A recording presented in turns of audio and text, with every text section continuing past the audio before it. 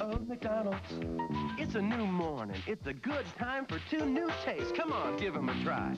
A fresh new breakfast made McDonald's way on buttermilk biscuits, fresh every day. Bacon, egg, and cheese biscuits. Take a big bite. A fresh baked biscuit, tender and light.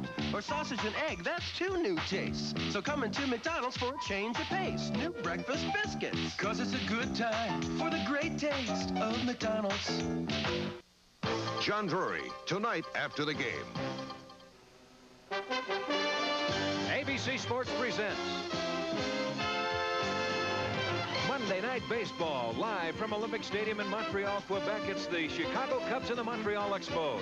Friday, the Cubs moved into a tie with the Mets for first place in the National League East when Rick Sutcliffe returned to the mound after missing 3 starts with a torn hamstring. He pitched a 5-hit shutout as Chicago topped Pittsburgh 1-0. On Saturday, veteran Chris Spire did the work, capping a 4 RBI day with this 2-run homer. With Steve Trout back on the mound, the Cubs took sole possession of the division lead, and yesterday Spire's 2-run single helped the Cubs to a 4-game sweep of the Pirates and strengthen their hold on first place.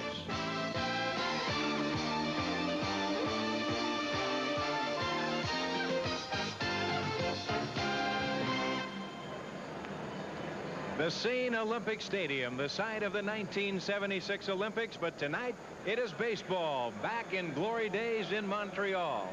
And good evening, everyone, and welcome to Olympic Stadium. I'm Don Drysdale, and happy that you've joined us tonight for ABC's Monday Night Baseball. Right here, a fight between the Eastern Division leaders, because the Montreal Expos have been hot. They have won 3 of 4. The Chicago Cubs have been hot. They have won 4 in a row. But when you went back to spring training, you thought about this East. Everyone said it'll be the Cubs and the Mets. Well, look right there. Yes, the Cubs are on top. The Mets are in second place, a game and a half, but hold it. There's Montreal 2 games back, and the St. Louis Cardinals are 4.5 back. Yes, Buck Rogers, Bob Rogers, the new manager of the Montreal Expos. He's used 36 different lineups here in Montreal, but he has the Expos playing well. And what can you say for Jimmy Fry? He has done a magnificent job with the Chicago Cubs. They've had a lot of injuries, players getting off to slow starts, but still, yes, they are. They're right back on top. And working with me again this year, I can tell you, he was a tough out himself. Glad he's on my side in the booth. Let's go down to Tim McCarver.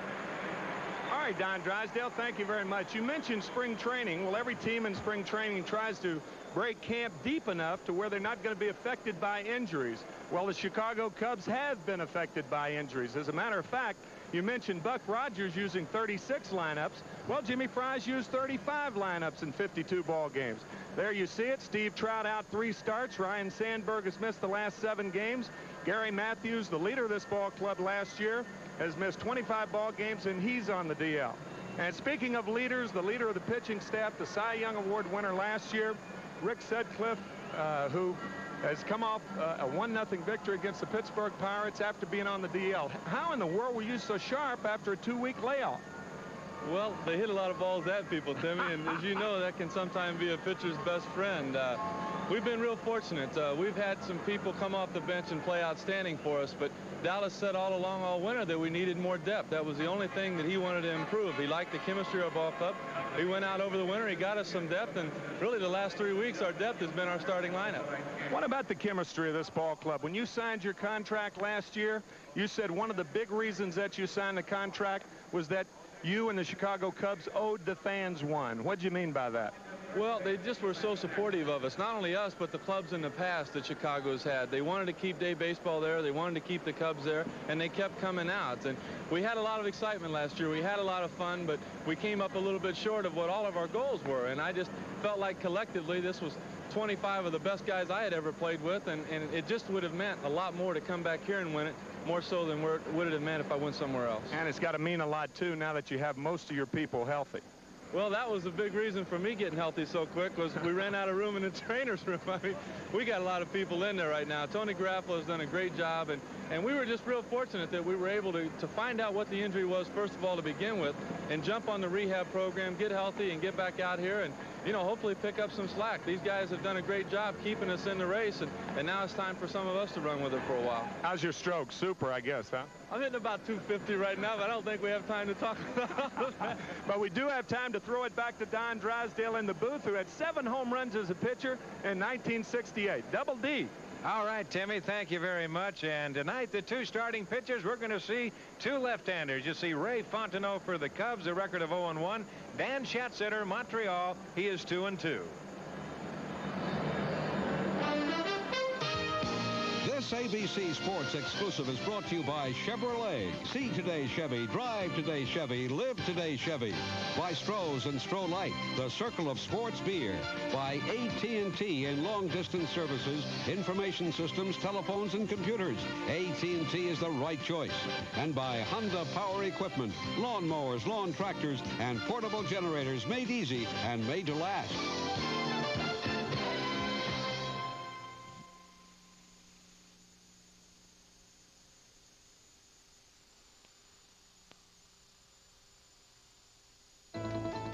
An ABC News Brief brought to you by Arid Extra Dry Aloe Essence Scent. Now from Washington, Ted Koppel. Good evening. President Reagan has decided the U.S. will continue to live under the terms of the unratified SALT II treaty as long as the Soviets do the same.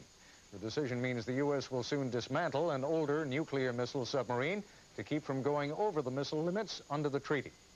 76-year-old comedian Milton Berle is undergoing quadruple heart bypass surgery tonight in Los Angeles. In a stunning reversal of his first trial, Klaus von Bülow has been found not guilty of twice trying to kill his wealthy wife. Later on Nightline, we'll talk with von Bülow's stepchildren who still think he's guilty. Now this. Only Arid has new aloe essence scent. Tough on wetness and odor. But, clean and fresh. New Arid Aloe Essence Scent. Solid spray and roll-on. That's News Brief. We'll have more news later on this ABC station. Mount Hood, Oregon, and Old Milwaukee both mean something great to these guys. Mount Hood means the best summer skiing in America.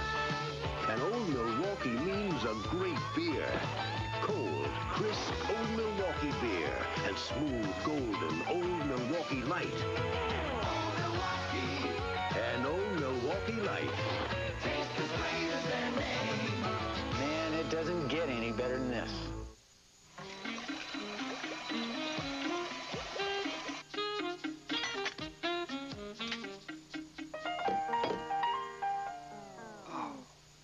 Now's the time for a Honda portable generator.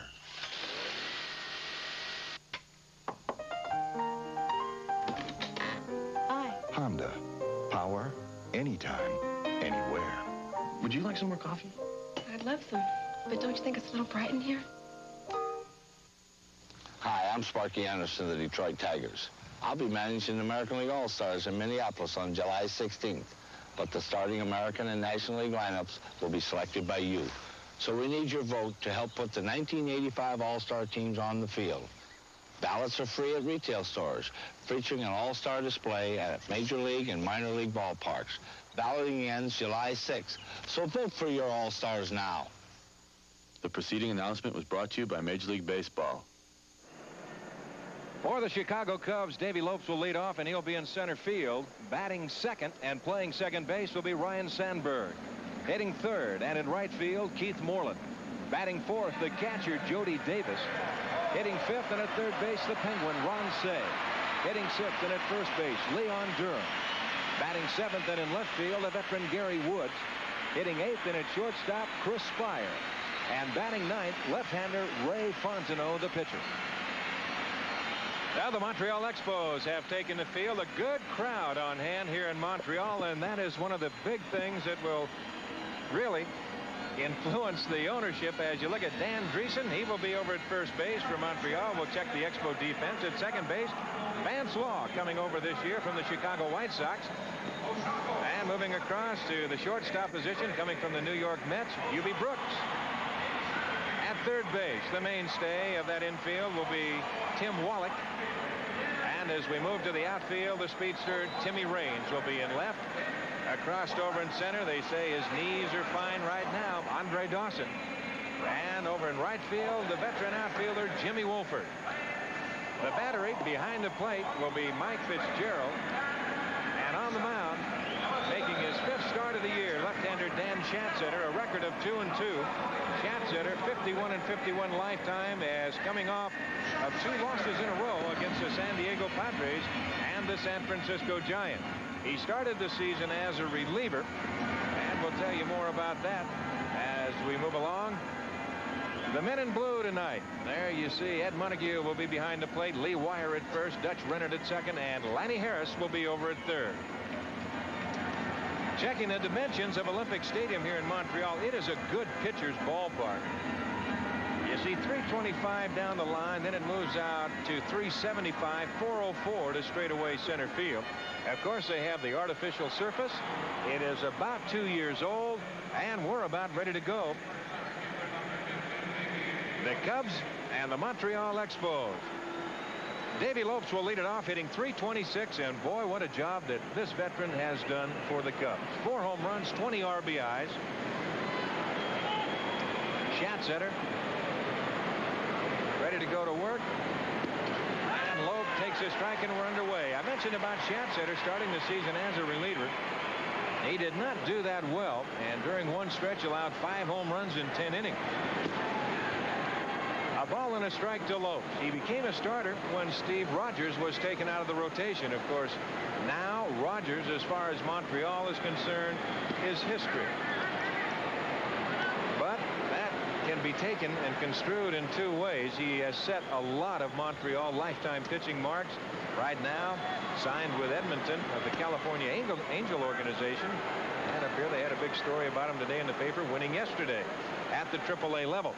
Right now, it is 3 balls and a strike to Davey Lopes with Ryne Sandberg on deck.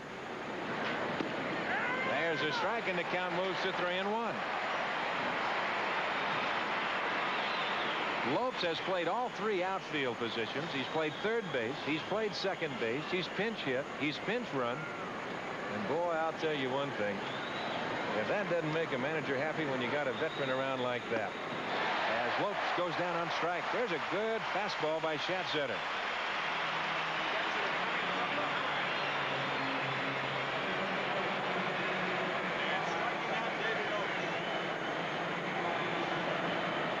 So there's 1 gone, and that'll bring on Ryne Sandberg.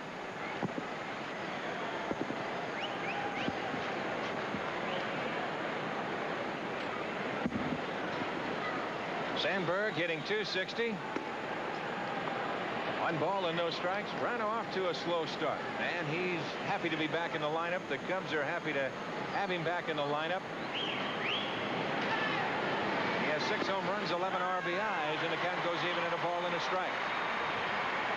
Was hit in the ribs as he was sliding into the base, and then after that he pulled a rib muscle, Timmy, and you know how tough that can be. Kind of makes it tough to swing a baseball bat, doesn't it? Boy, I'll tell you. Last year, the MVP in the National League. First MVP the Cubs have had since Ernie Banks won it twice in a row back in '57 and '8, or '58 and '9, I should say.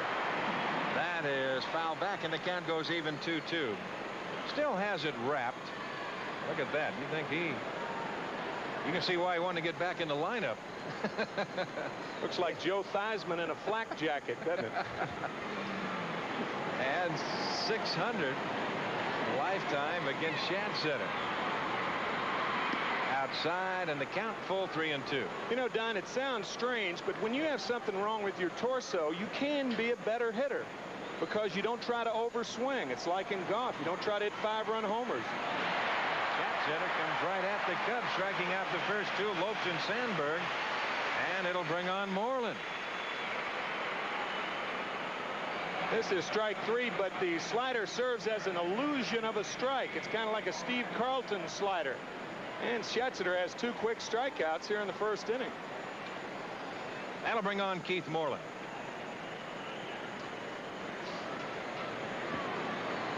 And this redhead right here, he has been one of the other reasons why that Cub ball club is kept right up there on top. While other people were going down with injuries, Moreland, he was getting a lot of key base hits, timely base hits, and playing well in the outfield, hitting .294, 4 home runs and 11 RBIs. Speaking of injuries, Keith Moreland broke his ankle on the kickoff team return. I'll be all right. Against the Oklahoma Sooners when he was playing for the University of Texas back in the middle 70s. There's a strike in the count, 2-1. And the University of Texas is obviously important tonight because they're playing the University of Miami for the College World Series Championship in Omaha. Yes, sir. 3 balls and a strike. Been interesting watching all the goings-on at Omaha. Texas won the first College World Series in 1975 when Moreland played third base. That's to right field down the line. Moving over into the corner is Jimmy Wolford. He's there, and that'll do it. So the Cubs are gone in the first inning. 3 up, 3 down. No runs, no hits, no errors, nobody left. And after the first half inning of play, Cubs nothing. Montreal coming up. Live today Chevrolet with Cavalier.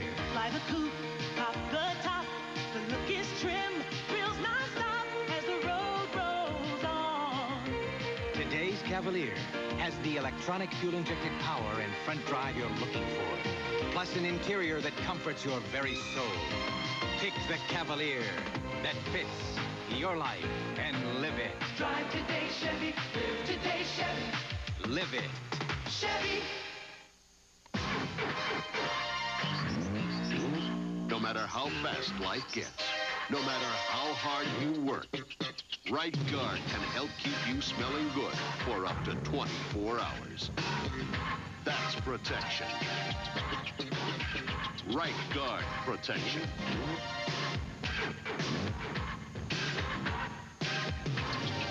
You work hard, you need Right Guard.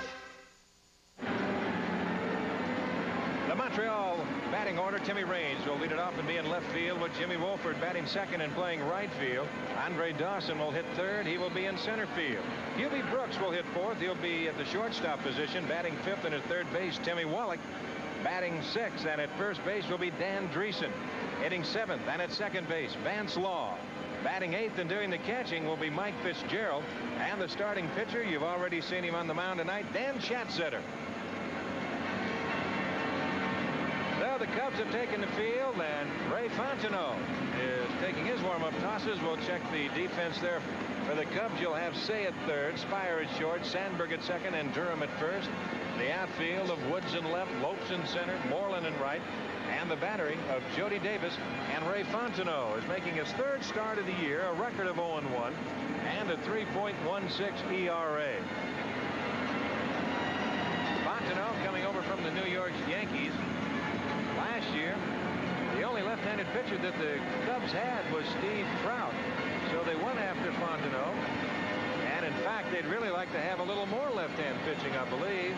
They gave Larry Gura a chance. They signed him for a minimum amount, and he took a couple of shots. They saw that he could not do the job, and now they have let Gura go. So they have Fontenot in the starting lineup with, I guess you'd have to say, because of the little back spasms of Scott Sanderson. That's right. Scott Sanderson is missing a start tonight. He was the starting pitcher for the Cubs last Tuesday. And Scotty, an ex-Montreal Expo.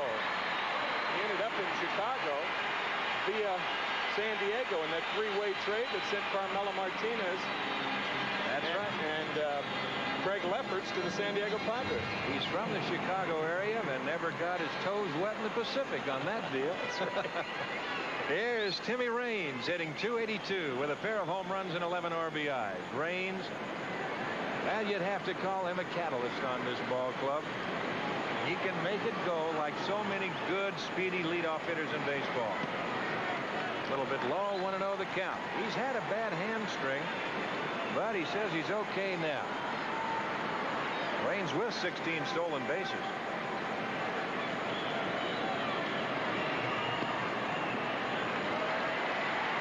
And 2 balls and no strike. Raines had 3 stolen bases Friday in Philadelphia. And last Wednesday, when the Expos were on the coast, he asked manager Bob Rogers to put him on the DL so his hamstring could heal. That last pitch was 87. Fontenot misses outside 3-0. And here's a man you do not want to give a free pass to. And neither did Buck Rogers, the manager. He didn't want to give him a free pass to the DL because the Expos are thin enough, right? Yes, sir. There's Bobby. Boy, what a job he's done. And he walks him on 4 pitches. Well, Raines is aboard, and that will bring on Jimmy Wolford.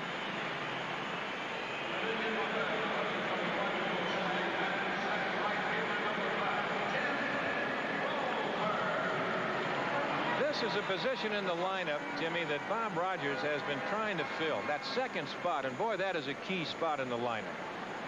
He's tried just about everybody, and right now, Wolford there tonight, hitting 182 with a home run and 7 RBI. Fontenot, of course, knowing the speed of Raines, will try and keep him close. Ron Say comes up even with a bag at third, as you see Durham holding Raines at first. That 1 foot out on the carpet. Kind of a measuring spot for speedy base runners. Wolford takes a strike. Joe Morgan took the biggest lead that I've ever seen. He had 2 feet on the carpet all the time. Yep. And when he was going to steal second base, he even had a shorter lead because he was leaning towards second. That's something an old teammate of yours, Maury Wills, used to do. He'd take that one-way lead coming back into first, get off farther when he was coming back into first. Yes, sir. And boy, I'll tell you, those 2 guys could run the bases. And so can that man at first in Timmy Raines, as Fontenot will keep him close again. The outfield about straight away. Mentioned before, they had a little rain. You see kind of the dark spots. Had a little rain yesterday. A beautiful day here in Montreal today, and a perfect evening to play. There he goes. A strike to throw through. Not in time. He has number 17.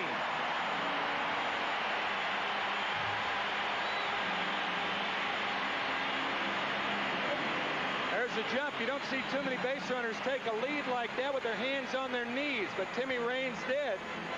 Slides that straight in slide to second base. That's the old Lou Brock technique of sliding into second. That's right. Not even thinking about hooking into the bag because you don't get there as fast.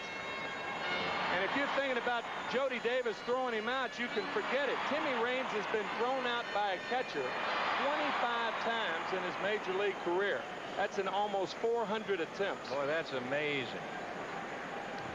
Now there you see the 17th stolen base of the year. The Expos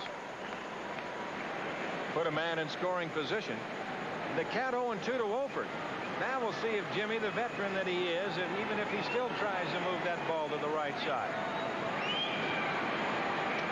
And they want to come inside with a breaking pitch. So you can see what Jody Davis and Ray Fontenot are thinking. They don't want to give him that fastball, tailing fastball away to move it there. They say they're going to do it. Here, pull this pitch.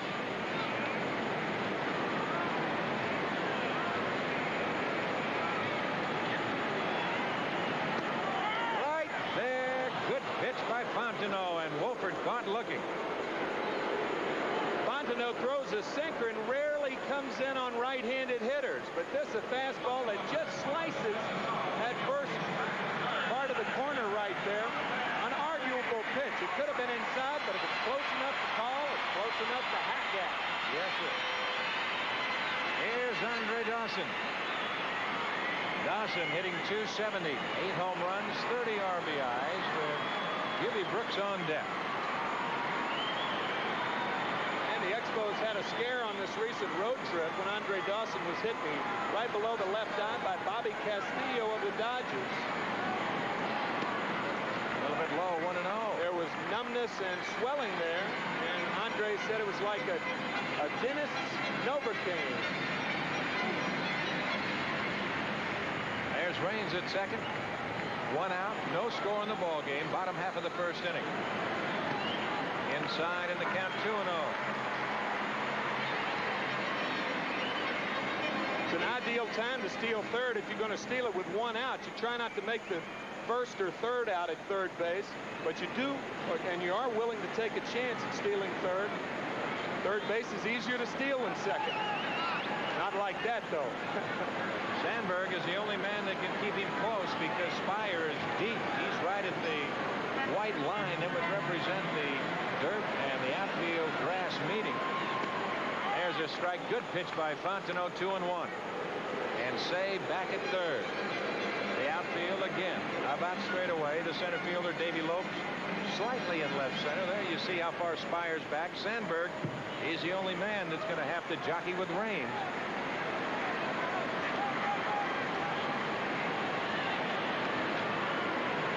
And it's nice to have a second baseman that knows the value of holding a guy close, because Sandberg is a base stealer himself. Yes, sir.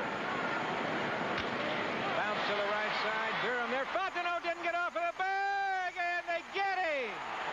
Ron Hansen is unhappy with that call, and here comes Bob Roger. It appeared that Fontenot was not going to beat him, but Big Lee Wire said yes, he did.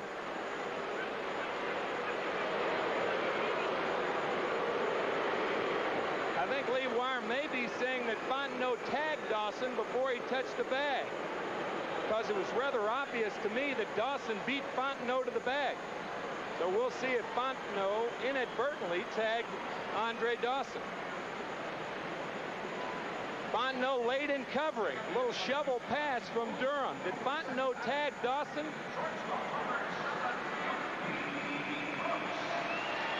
May have. I think that's what he called it on the tag, and not on the fact that Fontenot beat Dawson. Did he tag him before the foot hits the bag? I think so. What do you think? That's about it. Yes, that sir. was it, because Fontenot never even touched the bag. Raines moves to third. There's 2 outs, and here's Hubie Brooks. Now that will make Jimmy Fry chomp down on that shoe a little bit when you see those pitchers late getting off of the mound. Boy, I'll tell you, Dawson moved down that line well. Low and inside, and the count 2-0. Raines at third. There's now 2 outs. Hubie Brooks hitting .260, 4 home runs, 27 RBIs, coming over from the New York Mets in that trade this winter. Gary Carter going to the Mets.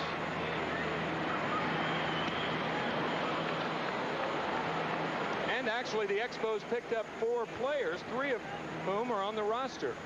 Herm Winningham, Mike Fitzgerald, and Hubie Brooks. Floyd Yeomans, also a very high prospect, a left-handed pitcher in the New York Met chain, is with them, so a 4-for-1 deal.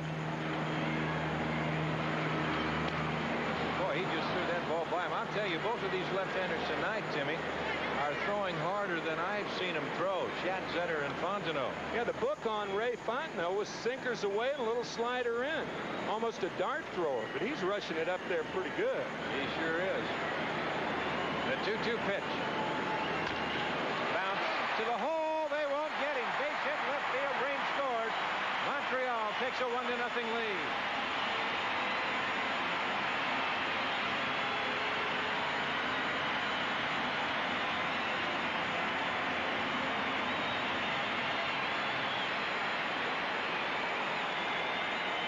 Tell you, if a third baseman doesn't get to a ball on artificial surface, you can forget it if the guy can run fairly well. And Hubie runs fairly well. Ron Say can't make the play. And even had Chris Bauer come up with the ball, he has no chance to throw out Brooks. None whatsoever. So Montreal with a 1-0 lead. And that will bring on Tim Wallach. Sinker tailing away. The count 1-0. Wallach hitting .261. Timmy has 3 home runs and 22 RBIs. So with that base hit by Brooks, give him his 28th RBI of the year. There is a good example of the lead. You saw Raines earlier, and now you can take a look at the lead of Hubie Brooks. He'll move out a little bit from there, but not out into Raines territory. Outside, the count 2-0. So the walk is paid off. The walk and the stolen base for the Expos here in the bottom half of the first inning. Fontenot falling behind Wallach 2-0. That's fouled away. 2-1 to count. There you can see Montreal, they've won all 10 home games in which they've scored in the very first inning. The Cubbies, if they know that, they will be trying to turn that around tonight. Both clubs playing exceptionally well. That's the story here at the bottom of the first with a pair of outs. Hubie Brooks at first. And a U.S. 3-1. Both clubs play well at home, too. The Chicago Cubs 20-6 at Wrigley Field. And that's rarely a surprise to see a Cub team play well at Wrigley Field. But they're one game under 500 on the road. That's right. They've won 12 while losing 13. Fontenot will keep Brooks close.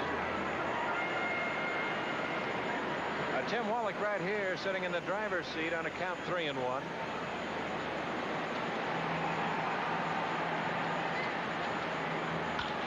drive, base hit, left field. Brooks to second as Woods gets on it in a hurry. We'll get it back in. So the Expos put runners at first and second with 2 outs to Dan Dreesen. Don, 3-1 counts and 2-2 counts with 2 outs are not good running situations with a man on first base.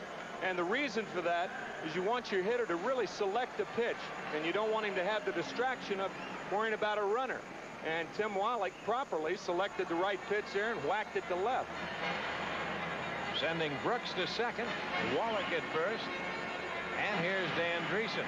See the .259 average with 5 home runs, 17 RBIs. So the first left-hander that Fontenot has seen. A little bit low on the count, 1-0. But it's not the first left-hander that Dreesen has seen. Not at all. Vance Law occasionally will play first base on the tough left-hander. But obviously Buck Rogers does not think Fontenot is going to give Dreesen that much trouble, like a Steve Carlton or somebody like that. And here comes Jimmy Fry. Well, Jimmy Fry out to the mound to talk to Fontenot. Jody Davis out there to meet their skipper. And you just have to think right here that Fontenot, listening to Fry, give him the little talk. Basically, now look at. Let's not try and be too fine. Let's not get behind hitters. Let's go right after them. Not every ball they're going to hit is going to be a base hit. Try and get ahead on the count. And then go to work on a hitter. A lot different hitting when it's 3-1 on the hitter as opposed to 1-2, 0-2. Boy, that is true. At first is Wallach. At second is Brooks. Up and in. And the count 2-0. The outfield swung around to the right. They will play Dreesen to pull. Sandberg very deep at second base. He's out in shallow right. There you see the defensive alignment, and it'll be up to Chris Fire to keep Brooks close at second. Durham back at first. Bounce to Sandberg. Easy play. Big hop to Durham, and that'll do it. So after one, it's 1-0, and we turn after the Chicago Cubs and the Montreal Expos after this message and a word from our local stations. East Point, Maine and Old Milwaukee both mean something great to these guys. East Point means a New England clam bake, summer fun, and food at its best. And Old Milwaukee means a great beer. Cold, crisp Old Milwaukee beer and smooth, golden Old Milwaukee Light. Old Milwaukee. And Old Milwaukee Light. Taste as great as their name. No, guys, it doesn't get any better than this. Stallone's hitting the streets, and he's out for blood. Fist Sunday. You're on your way up. Make it the best. What airline are we on? Trust me. Midway Metrolink? You'll love it. Roomy. I think I like this airline. Talk about a first-class feeling. How much less than coach? I love this airline. On your way up, put yourself first. Fly Midway Metrolink. Witness the birth of a bright new star. Created through the joint effort of General Motors and Toyota. Nova from today's Chevrolet. No car in history has created such interest or such anticipation. Nova. It's not just better. It's the best of both worlds. Nova from today's Chevrolet. Coming June 13th. Drive today's Chevy. Live today's Chevy. Nova. Sex attack at Northside School. Details after baseball. As we go to the top half of the second inning, it'll be Jody Davis to lead it off. He'll be followed by Ron Say and then Leon Durham. Jimmy Fry down in the Cubs dugout. Jimmy Fry's been a manager 3 years in the major leagues, and he has won 1 pennant, 1 divisional championship in the National and the American League. Now the numbers on Davis at 268, 4 home runs, 23 RBI. Jody got off to a rather slow start, much slower than what he would like to get off to, but all of a sudden the numbers are starting to add up.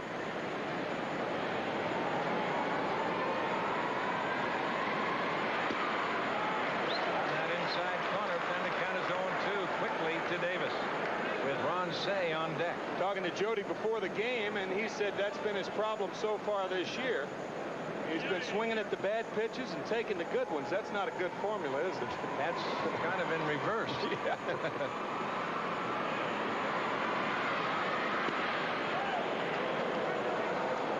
There's some scores for you. Philadelphia 1-0 over the Mets in the third, 4-0 Cardinals over Pittsburgh in the second. The Cards roll 3-0 Cincinnati over the Dodgers in the second. Boy, Pete Rose has the Reds playing. Right side. Right there is Law. 1 away. Even though, excuse me, Don, even though the Cincinnati Reds lost 3 of 4 to the Padres over the weekend, they are still a very, very good ball club. There you see Atlanta 5-0 over San Francisco in the second. San Diego at Houston, no score in the first. National League scores. Did you think Pete Rose would be a good manager? Yeah, I really did. I didn't. And I'll tell you why. One big reason is pitching is such a big part of managing. And I didn't think Pete liked pitchers enough to really handle them that well. Well, he never did really like him. You're right. Here's Say. Baltimore 1-0 over Detroit in the third. 1-1 tie in the second. Minnesota, Cleveland, Milwaukee at Boston. The Red Sox on top in the third, trying to continue their winning ways. No score in the first. Toronto at New York.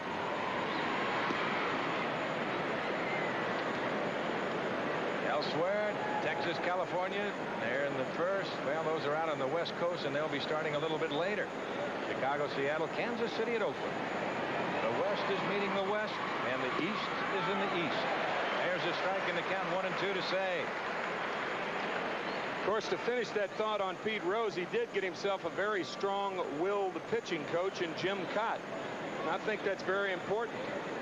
Well, I'll tell you, if anybody can teach anybody, as long as he was around and the great career he had, boy. 25 years, longer than any pitcher ever towed a rubber. The 1-2 pitch, down low, the count 2-2. Vance Law back at second, beyond the line. Brooks, he's about even with Wallach at third. So we'll kind of keep an eye on Hubie Brooks, who's used to that third base spot where he played over with the Mets. There you see how far Law is back and how far Dreesen is off the bag at first. See if Brooks plays a shallow short. High, full count, 3-2. Now, you can't play too shallow on the turf because the ball gets to you in a hurry anyway. You can afford to cheat back, whereas on thick grass, you can afford to cheat up on the ball. Hubie was a shortstop at Arizona State, and a good one, too. Got him looking.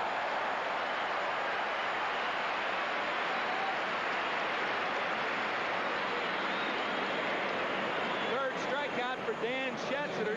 2 swinging, and the first one called. This ball right on the corner.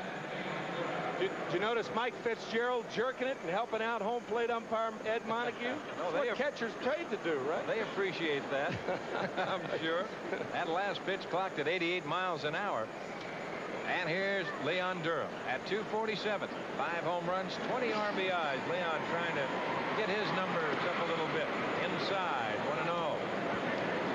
He's been struggling a lot this year at the plate. See how they try and keep with that pattern hard in on Durham, which seems to be a little bit of the word floating around the National League. We'll see what'll happen. That's the story. 1-0 Montreal in the top half of the second inning. The count 2-1 with Gary Woods on deck.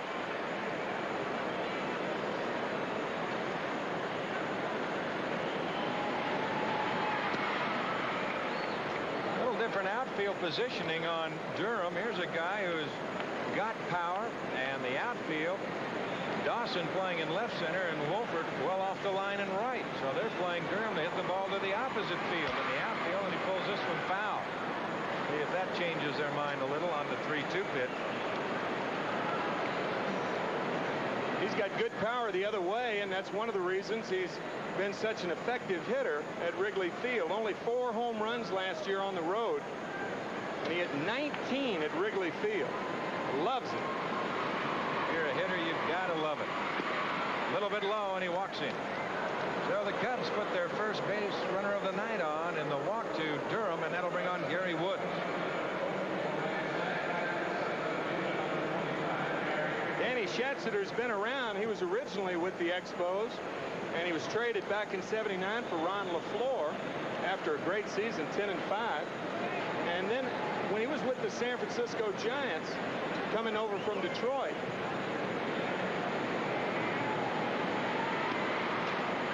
Woods takes low, 1-0 the count. The Expos actually were interested in Gary Lavelle, and they took Dan Schatzeder as a second choice. Gary Lavelle, of course, now a reliever for the Toronto Blue Jays.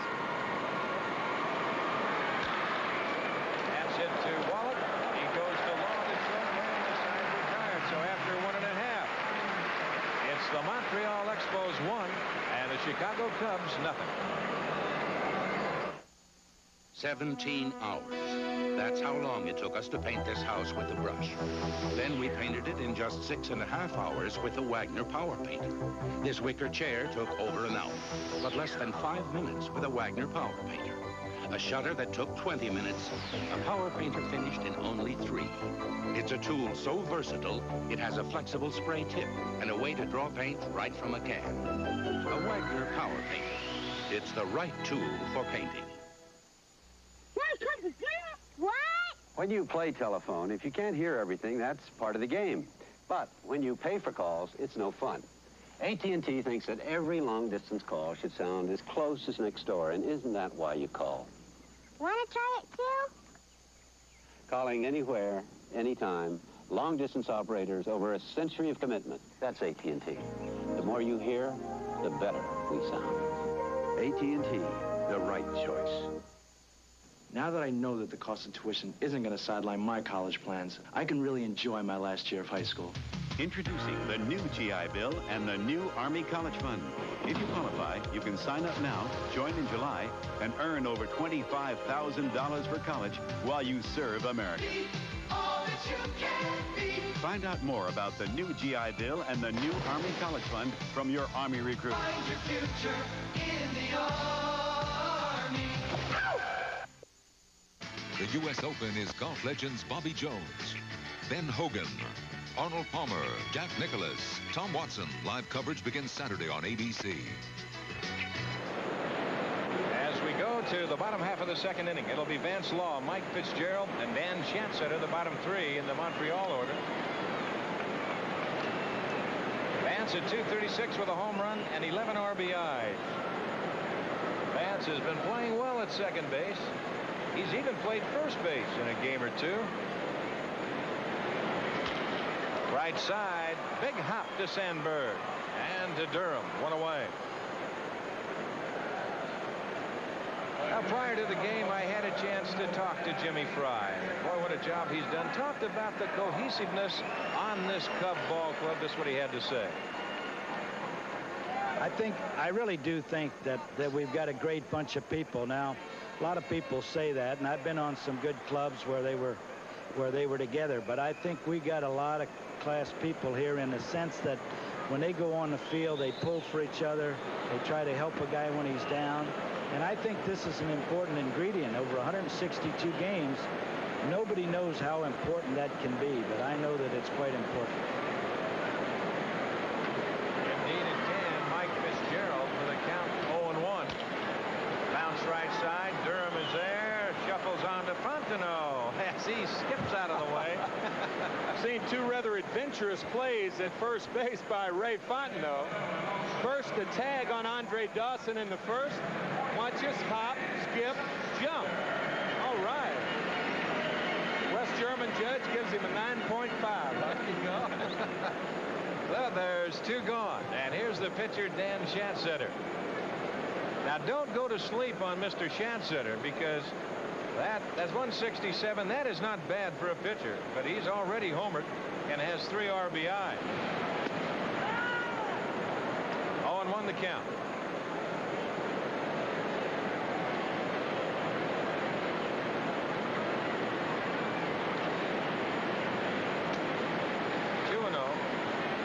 Spring training, Schatzeder told the general manager, Murray Cook, and manager Bob Rogers that he wanted to be traded if he wasn't going to be a starter.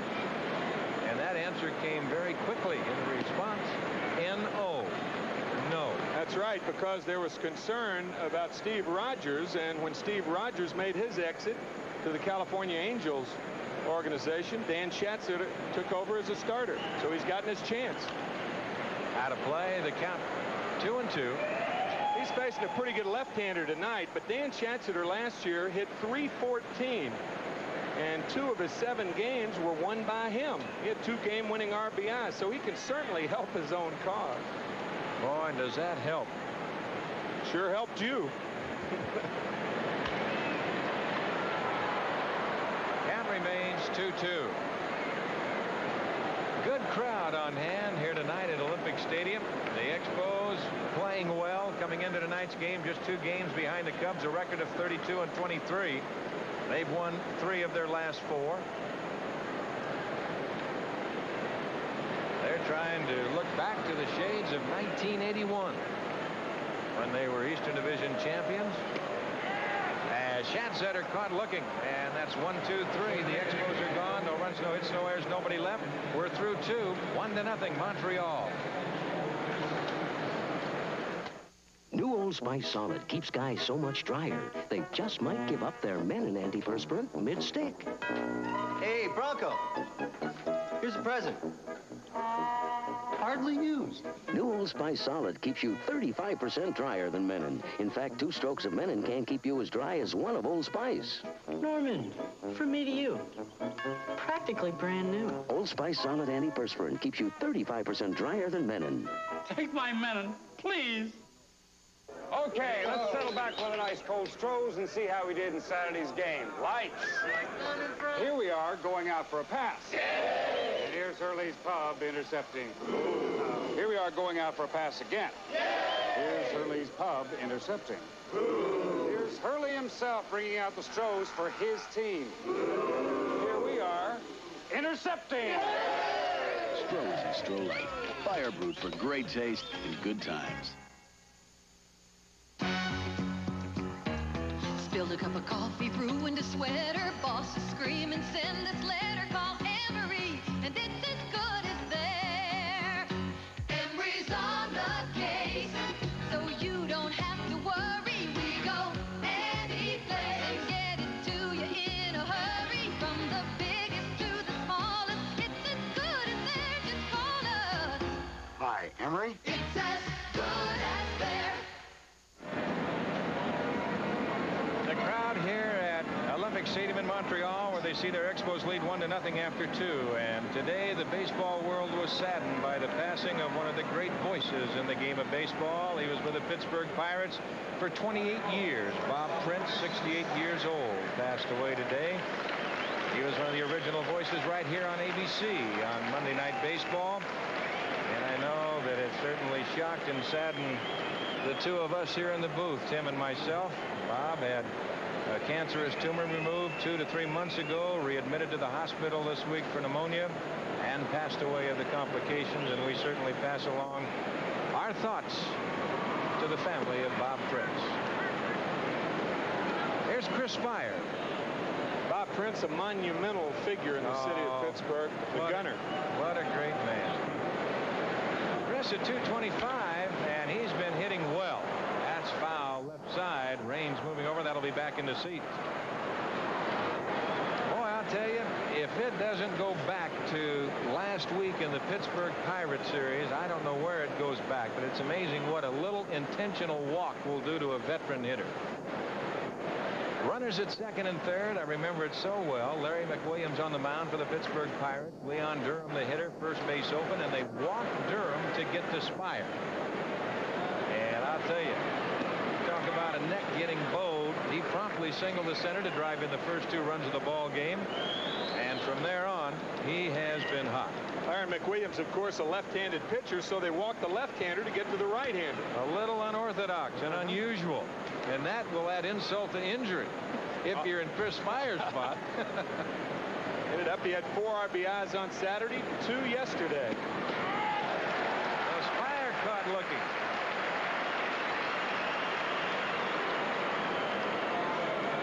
This breaking ball on the outside part of the plate, kind of a backdoor slider. And what happens? The hitter sees the rotation, knowing it's going to be a breaking ball, and gives up on that pitch. You don't know whether it's by design or not, but it's an excellent 2-strike pitch. Here's Ray Fontenot as he takes a strike. 0-1 the count. That's 4 strikeouts for Schatzeder through 2 1/3. On deck, the leadoff hitter, Davey Lopes. 0-2 the count.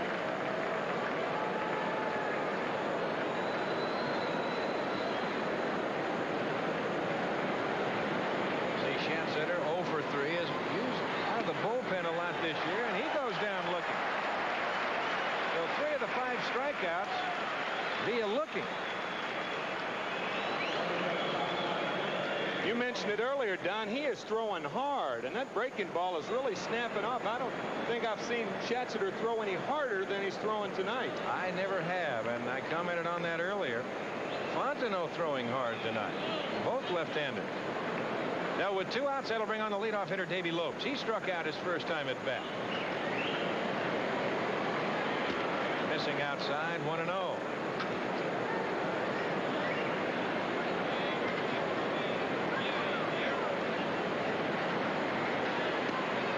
And the count 1-1. Well, Davey is very quickly to admit. He says it's fun again. Pulls off of this ball. Watch his front side coming out of there. But Davey says that's not a slap at Oakland. So he's got a psychological uplift over here with the Cubs, knowing that there's a chance to win every day, and really admits to being a much more motivated person. Look at that right there. Walker, 75 yards, 64 or more. And Eric Dickerson, that record could be in jeopardy. Right there is Vance Law. The 3rd inning in jeopardy, it's over for the Cubs, and after 2.5, Montreal leads it 1-0. Hey, Bobby, toss me the flashlight. Here, catch. One reason why a Durabine flashlight is so dependable is because it's so incredibly rugged. Another reason is it comes with Duracell batteries that'll work, even after lying around unused for 2 years. I can't believe you threw that. You said toss me the flashlight. Durabine from Duracell. It really works when you need it. Look at my watch, it was 9:31, so I called my baby, said let's have some fun, and we rode. Riding on the rebel. We were riding on the rebel, rolling from the break of dawn. The new Honda Rebel. Everything you ever wanted in your first motorcycle, only $12.98. And we rode. Riding on the rebel. We were riding on a rebel, rolling from the break of dawn. I'm 32 years old, and I love Kellogg's Frosted Flakes. Brave adults are coming forward to challenge the notion that Frosted Flakes is just a kid's cereal. I know there's a tiger in the box. I like the taste, okay? Because you love them as a kid doesn't mean you can't love them as an adult. One day, our neighbor saw the package on the table. And we don't even have children. With that extra crunch and milk, that frosting just right, that taste is great as ever. Well, they've always been my favorite. So dig in. Frosted Flakes have the taste adults have grown to love. They're great. Tonight on Nightline, we'll talk with Klaus von Bülow's stepchildren, who still think he's guilty, and we'll address the question, did the money spent on his defense make a difference? Timmy Raines to lead it off, and prior to the game, I talked to Timmy the last time Montreal won 81. Compare the 2 years. Timmy, tell us the difference in this ball club, if there is any, between the Montreal Expos of 1985 and your year of 81. Well, I think the attitude. I think the attitude has changed. We've got new players. I think everyone likes each other. And everyone loves to play the game together as a team, and I think that's a big difference. Raines, a difference in the ball game right now. Walk stole second, his 17th stolen base of the year to lead off the first inning. Later scored on the base hit, 2-out single by Hubie Brooks. That's where we stand, 1-0. The Expos on top. And the count goes to 1-1. Look at that. In 310 innings in his career, has not allowed a home run to a leadoff hitter. Tough to lift that sinker, isn't it? It can be. But right now, he wished Raines would have made contact somewhere and kept it in the ballpark in the first inning. He walked him and he scored. A ball and 2 strikes. 36 run that Raines has scored this year. He led the National League with 133 runs scored 2 years ago. Nicknamed the Rock, and for good reason. All you have to do is have him run into you to find out. Got a son, they call him Little Rock. At him looking. Raines with that fastball on the inside corner. Thought it might have been a little low. All of Fontenot's strikeouts have been called strikeouts, and all of them have been fastballs inside. This ball just catches the corner, keeping the ball away from the fat part of the plate. Difference between pitching and throwing. Here's Jimmy Wolford. He was caught looking his first time at bat. Well, that is one of the big things that was missing in this game for a few years. You're getting little traces of it right now, Timmy, coming back. They really are. Right? You have to pitch inside. And we commented last year here on the ABC games that show me a guy that can't pitch inside, and I'm going to show you a loser.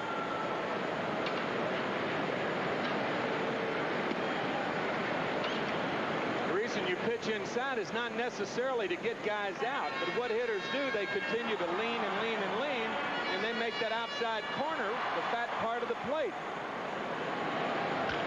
That's bounce foul. Well, to show you what these two guys are moving along tonight with, they both hit their single season high in strikeouts. Schatzeder with 5 and Fontenot with 3, and we're 1 out in the bottom of the 3rd. Just inside. 2 balls and 2 strikes to count with Andre Dawson on deck.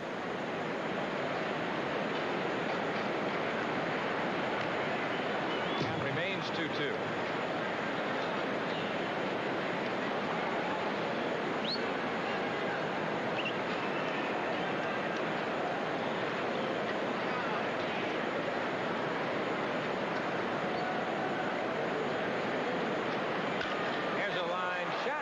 Spire. Well, there's 2 gone to Dawson. Well, some people wonder about the success, and every manager has his different thoughts. They talk about Montreal. Why are they going so well? Well, they talked about Bill Verdon. He was supposed to be a disciplinarian manager prior to Rogers. Rogers, of course, known Buck for many years, a much more easygoing guy. That's how to play right side. Fewer team rules, they say. He's playing everybody, using a lot of the hit and run, the double steal, squeeze plays. That's hit up the middle. Chris Spire over on the big hop, goes across to Durham, and that'll do it. So Montreal gone 1, 2, 3 in the 3rd. We're through 3 from Olympic Stadium. 1-0 Montreal. Back when the Army was using piston engine helicopters, they asked Fram to design a special air filter to protect their engines against the dirt they kicked up when they landed. So Fram made this double air filter. Now Fram makes a double filter for your car, the Fram Extra Light. It works like a normal filter and an extra filter. It traps 50% more dirt than our old single filter, but it doesn't cost any more. Fram Extra Light, 50% extra protection at no extra cost. Here's hard-working news from Chevy Trucks. Now, low 8.8 financing on new full-size C10 and 20 pickups. That's an average savings of about $1,300 on C10 Chevys. An average savings of about $1,500 on C20s. Big Chevy work trucks with tough girder beam front suspension. 8.8 financing on full-size Chevy trucks. Nothing works harder for your buck. Nothing works like a Chevy truck. another Stroh's, and a Stroh Light. So, with 30 seconds left, Monroe hits from the corner. But Goodrich comes right back with a 15-footer off the glass. Now, the Pearl gets the ball again with only 3 seconds left. 2, 1. You missed. So did the Pearl. Stroh's and Stroh Light. Fire brewed for great taste and good times.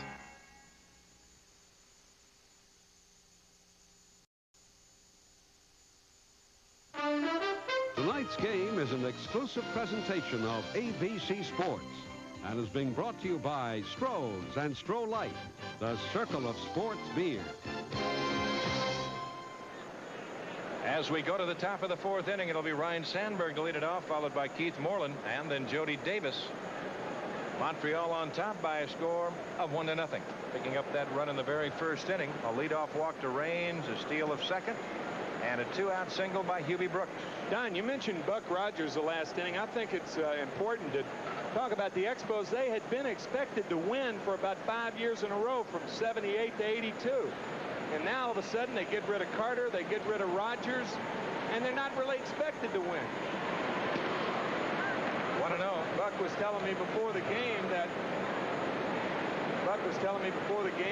every town they go in, everybody talks about the Mets and the Cubs, and here come the Cardinals. And when you're anonymous for such a anonymous for a certain period of time, then you become a favorite. You might sneak up on people. Yes, sir. And look at the Cardinals right there under Whitey Herzog. 5-0 in the 4th. 2 balls and a strike. When you're not expected to do it and you do it, you're much better off. Yes, sir. Right? A lot of times you like to lay in the weeds, let them notice everybody else. Right. Down the right field line, a long way to go for Jimmy Wolford, but he's there and makes the catch, 1 away.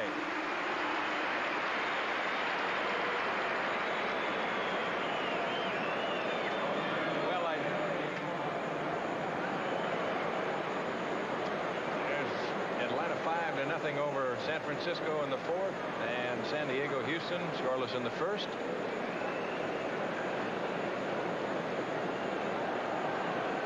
Here's Keith Moreland, flying to right his first time at bat. 1 out, and we're in the top of the 4th.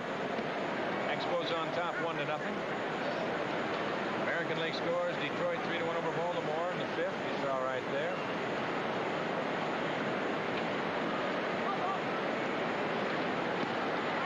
A strike and the count 1-1. And 6-1 Minnesota over Cleveland in the 3rd. 2-1 Milwaukee over Boston in the 5th. 2-0 Yankees over Toronto in the 3rd.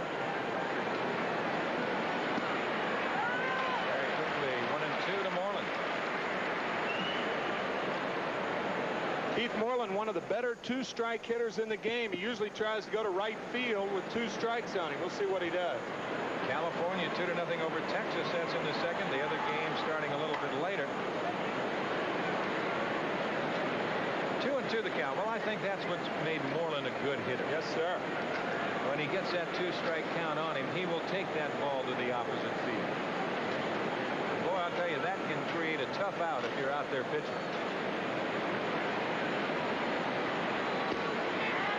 And he's caught looking. Number 6 for Schatzetter.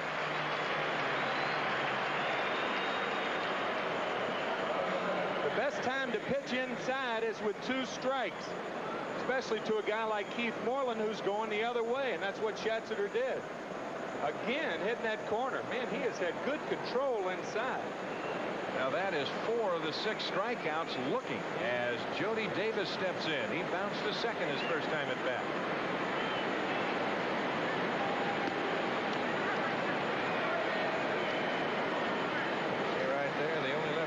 Shut out the Cubs since 1983, August 15th.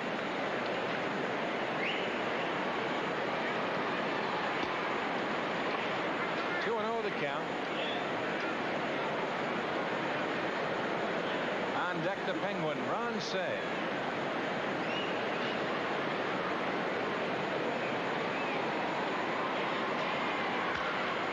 High to right.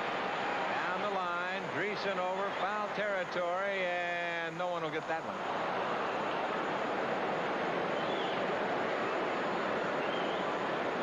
mentioned before, this is a good pitcher's ballpark, Jimmy, I think. The ball really doesn't carry that well. Well, it's just like Jarry Park, the old ballpark that Montreal played their games in up until a few years ago. Few meaning 77. That's the first year that this park was in existence. A beautiful place. And as you mentioned in our pregame, Don, the site of the 76 Olympics brings back memories of Bruce Jenner. Yes, winning the decathlon here. That's out of play. 2-2 the count. There you see right there the highest averages from June 3rd to June 9th. Willie McGee, Templeton, Pena, and Jody Davis at 435, and Socia for the Dodgers at 412.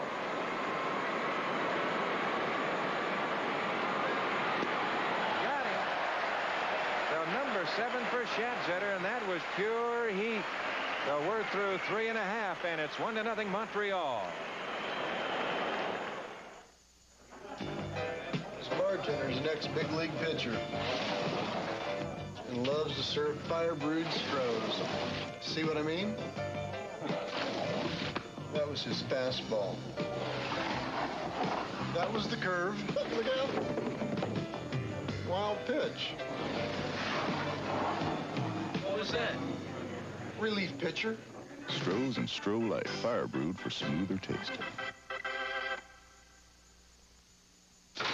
To fully understand how Goodyear Eagle high-performance tires alter the driving experience, we urge you to read the Special Operator's Manual before you drive. The information it contains may contribute significantly to the performance of the properly equipped car. Goodyear Eagles. The tires engineered for cars with the proper qualifications. Huh? Can you help me with these Canon personal copiers? Oh, yeah, they're terrific. And you know, they copy in 6 colors. I know. Well, the entire copying process is in this cartridge. Look, so you can maintain it yourself. I know.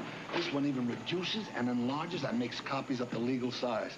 I ought to know. I'm Jack. Oh, I know. Well, if you know all about Canon PC copies, what do you need me for?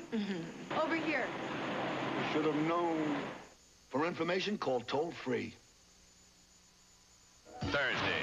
In the movies, they're magic, but on their own. Private investigators. They're murder. Parker Stevenson and Billy D. Williams in Shooting Stars. Hubie Brooks to lead it off. A very personable young man, a product of Arizona State, coming over to the Montreal Expos in the big Kerry Carter deal. I talked to him prior to the game.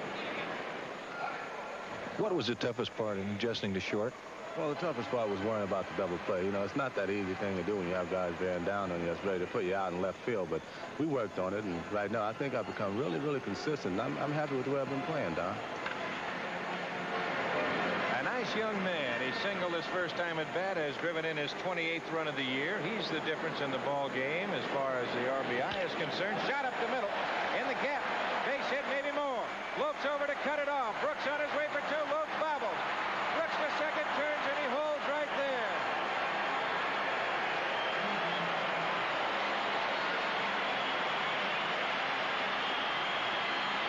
That is the 10th double of the year. You talk about going out and getting a sinker. Watch Hubie Brooks. That is a pretty good pitch right there that he rifles into left center. Lopes actually makes a good play on the ball, but then double dribbles. Too many steps. And Davey recovers in time to hold Hubie to a double.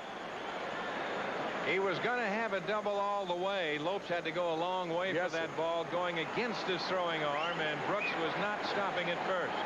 Here's Wallach. High chopper. Fontenot off his glove. He can't make the play. Nobody can make the play. Both runners are safe.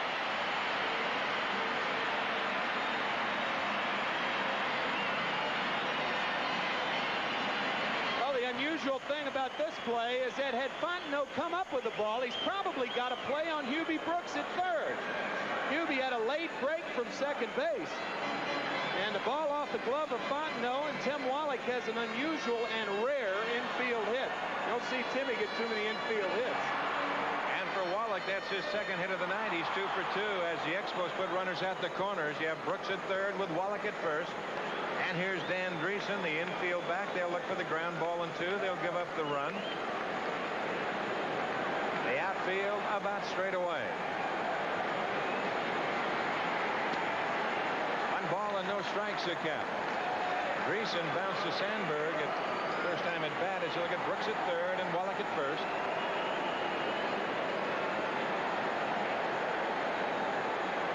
On deck, Vance Law. Nobody out in the bottom of the 4th inning.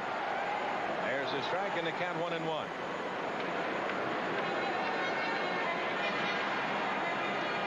The Expos on top.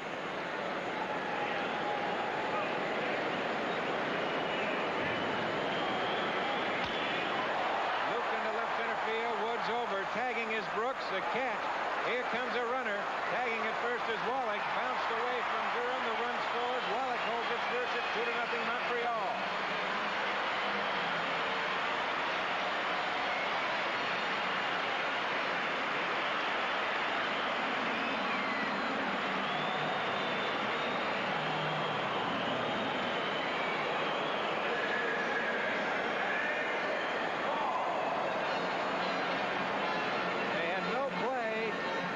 Brooks at the plate. That ball just about bounced far enough away from Durham for Wallach to go to second base. That's exactly right, but it wasn't. He wasn't in a position to go to second because he was too close to first. When your first baseman's a cutoff man, there's nobody to cover first place, so you can go at least as far as the first baseman. Here's Vance Law. Takes low. The count 1-0. Law last year with the White Sox. Hit 17 home runs. That was a career high. He'd never hit more than 5 in any season. Starting his pro career with the Pittsburgh Pirates in 1978. There goes a runner. There's a high chopper right up the middle. Steps on second. Fired. Doubles him up. It was tailor-made. You couldn't ask for anything better. Sometimes a hit and run will go against you, and it does right here. Chris Meyer covering on the play. There's the ball. Otherwise, that's a base hit up the middle. First and third, 1 out. Well, we're through 4, and it's 2-0. Montreal. AT&T is the better business machine. Gail McGovern. Bob Riley. Because the people of AT&T can tailor our long-distance services to help your business, large or small, work better in ways you never thought of. AT&T long-distance services, the better business machine. That's us. Talk with us. AT&T, the right choice. Have you looked at Allstate homeowners insurance rates lately? Nope. They may be lower than you think. They are low. Compare Allstate rates for old homes, new homes, even dream homes. Bring your policy into Allstate and compare. See how low our rates really are. Wow. They're low. You're in good hands with Allstate. A member of the Sears Financial Network. Another Strohs and a Stroh Light. So, with 30 seconds left, Monroe hits from the corner. But Goodrich comes right back with a 15-footer off the glass. Now, the Pearl gets the ball again with only 3 seconds left. 2, 1. You missed. So did the Pearl. Strohs and Stroh Light. Fire brewed for great taste and good times. After 71 years, will Wrigley Field close its doors on Loyal Cup fans? Developers already have their eyes on a new location. Details tonight on Eyewitness News after the game.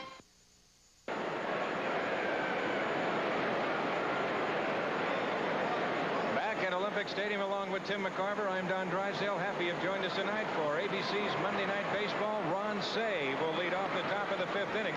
Montreal on top by a score of 2-0. They got a run in the first. A leadoff walk to Raines, a stolen base, a 2-out single by Hubie Brooks. And then in the 4th inning, a leadoff double by Brooks and a base hit by Wallach. And a sacrifice fly, an infield single by Wallach actually off of the pitcher's glove. The sacrifice fly by Dan Dreesen. And that is where we stand. 2-0. The Expos on top. As yet, the Cubs have not been able to get a base hit off a Schatzeder. They've had one runner, and that has been on the base on ball. There's Wallach on the big hop. On across the Greason, and there's one away. You mean we can talk about it now, right? Nothing we can do about it, Timmy. I've always thought that rather strange. When you're a reporter, they say you can't report the fact that a pitcher has a no-hitter. Well, if you don't report it, nobody will know about it. That's right. Don't talk about it. Here's Leon Durham. The Bull has been the only Cub base runner tonight. He walked in the second.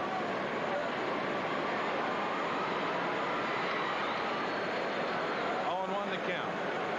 With Gary Woods on deck.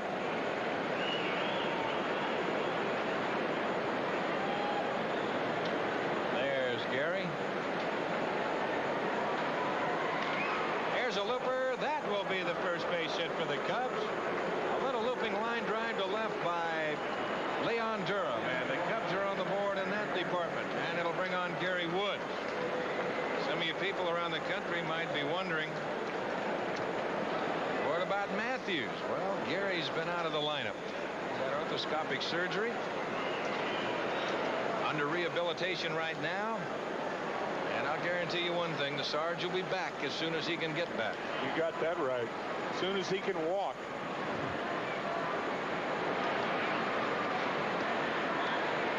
Check swing by Woods.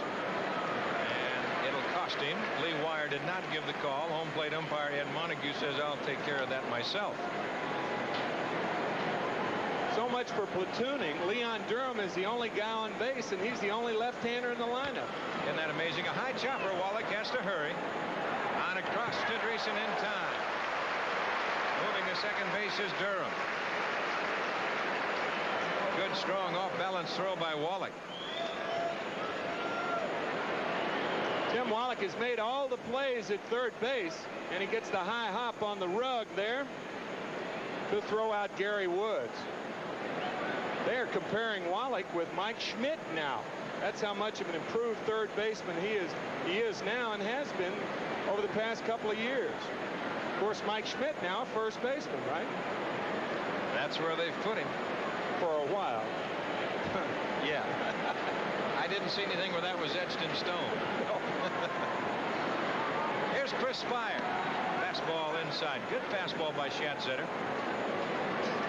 1 ball and no strikes. Durham in scoring position at second base. 2-0 Montreal. We're in the top of the 5th.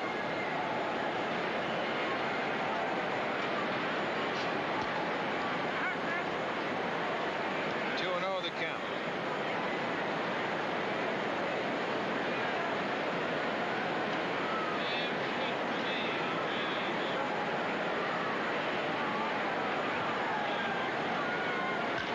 Hard to Wallach at third. He will go on across to Dreesen, and that will do it. The Spire's gone. The Cubs are gone, and we're through 4.5 at the halfway mark. It's 2-0 Montreal. How would you like a family sedan improved by the engineers who designed Corvette? You're kidding. No, that's Celebrity Eurosport from today's Chevrolet. It's for people who love to drive. These engineers modified its steering, retuned its suspension, and turned it loose with smoother fuel-injected power. Like Corvette, Celebrity Eurosport is for people who love to drive. You're not kidding. Drive today, Chevy. Live today, Chevy. Live it. Chevy. In the beginning, man's feet walked free. But the road to civilization was paved, so man developed shoes.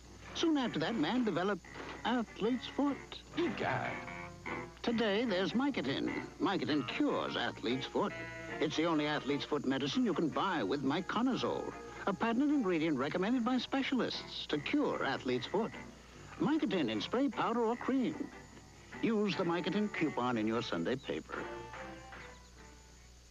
If you lived in a perfect world, you'd cook on something very like the Weber One Touch. It would give you perfect barbecue flavor because it would circulate heat like a convection oven to keep meats juicy. It would last for years, and it would clean itself with just a touch. Of course, you don't live in a perfect world, but you can cook on the perfect barbecue, the Weber One Touch. From the biggest name in your backyard, Weber. Choosing a VCR can be a very confusing experience. This might make the decision easier. Now you can get this wireless remote control VCR with 14-day 4-event memory for just $399.99. Save $100. And this remote control cable-compatible color TV is just $369.99. At Sears' biggest home electronics sale of the summer. There's more for your life at Sears. Mike Fitzgerald to lead off the bottom of the 5th inning. For the Expos, takes low 1-0.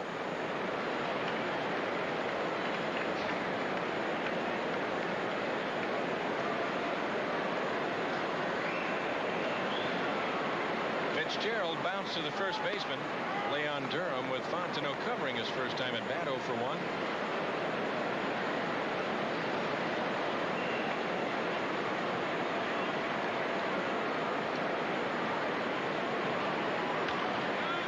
Out of play. So Mike Fitzgerald, one of a few trying to fill the shoes of Gary Carter. Public relations wise, that was not as drastic. The reaction was not as drastic as the 1972 trade. That's fouled away. When the Expos traded Rusty Staub for Mike Jorgensen, Tim Foley, and Ken Singleton, that had all the lights on the switchboard. And we mentioned earlier the Expos have 3 guys on their roster: Winningham, Fitzgerald, and Hubie Brooks. And Gary Carter has gone over and done a heck of a job with that young Mets pitching staff. But the interesting thing, Don, is that Mike Fitzgerald did a good job with the young Mets pitching staff as a young catcher last year. He did just that. He strikes out here to lead off the top of the 5th, and that'll bring on the pitcher, Dan Schatzeder. We had a Monday night game at Shea Stadium with the Cardinals, and the young man was doing the catching that night, and very impressive. Schatzeder caught looking his first time at bat. Fly ball, center field. Davey Lopes is there. 2 away, and that'll bring on Tim Raines. Well, Herschel Walker on a 55-yard run. He's the new single-season rushing record holder with 2,111 total yards. Broke Eric Dickerson's record for the Los Angeles Rams. See right there that third quarter score, New Jersey 31 and Jacksonville 10 in the USFL action. Here's Timmy Raines. He's 0 for 1 tonight. Walked and scored in the first inning. Has a stolen base, his 17th of the year, and caught looking his last time at bat.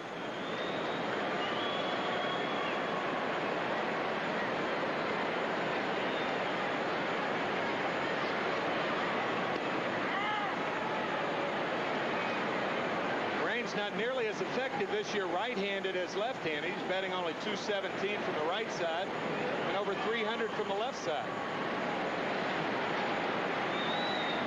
That's up high. The count 1-1. You see a lot of switch hitters, and they kind of fall into that one category. Right side, they're high ball hitters, and from the left side, they're low ball hitters. Really not a lot of them that you would consider power hitters, except number 1. And that was number 7 with the New York Yankees. That is correct. Michael Mantle. Yes, sir. Mickey Mantle even hit him as far from either side. A ball and 2 strikes to count. Foul away. The count remains 1-2. Well, of course, you got Eddie Murray with the Baltimore Orioles, too. That's another one. Yeah. But generally speaking, switch hitters are more contact hitters. Right. With the exception of maybe Pete Rose. Over 4,000 hits. That's a ton of times to first base. Huh? Isn't that something?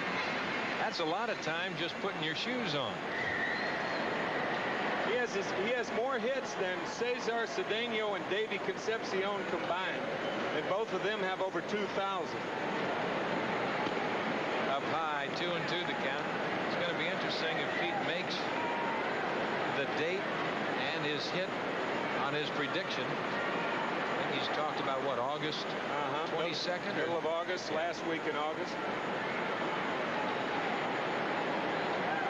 That's high and away, count 3-2. Now, a lot of people will say, well, that shouldn't be too tough.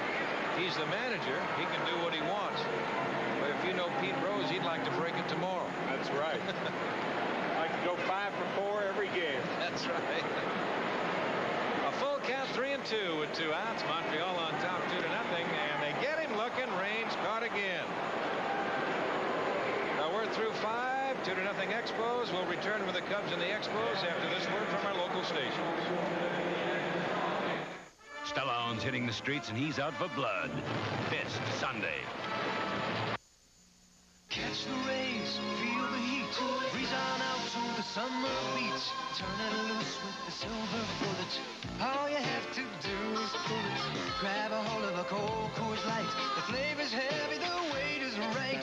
The silver bullet won't slow you down. Feel the beat. Keep it light, party right. Turn it loose with the silver bullet tonight. Coors Light beer. Sending these parts to all parts of the country overnight was costing me a fortune until I switched my overnight express to Pendulator Courier. Purelator Courier. I save plenty in the long run, up to 39% in the short run with Populator Courier. Purelator Courier. Huh? People remember Purelator Courier's low prices and great service, but they have a little trouble with their name. Thanks, Percolator. Purelator! If you want to save money and get great service, remember Purelator Courier. For every man who wears Brute, there's a woman who loves what he smells like. Because there's something about Brute that's nice to be close to. And nobody knows that better than a woman. Brute. It smells like a man. Hello? Honey, I was just thinking about you. Brute. It smells like a man. Comedian Jim Belushi tonight after baseball.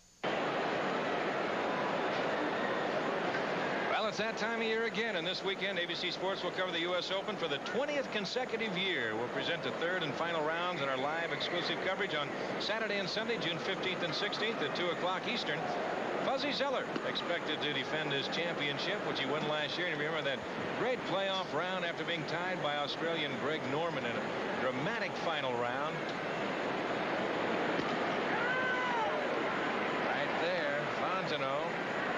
The Cubs, they will videotape. A lot of clubs are doing that more and more. Down low to Fontenot, 2 balls and a strike.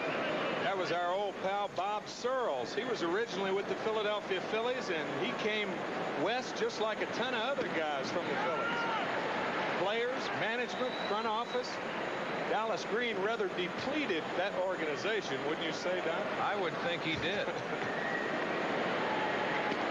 Outside in the count, full 3-2. So Schatzeder, full count to his counterpart, Ray Fontenot, who was caught looking his first time at bat. Schatzeder with a one-hitter. Got him looking, and that is strikeout number 8.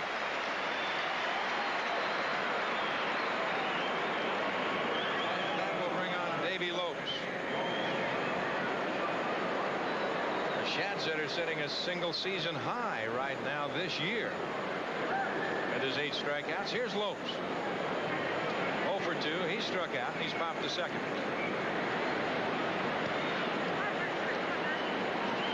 One ball and no strikes to count.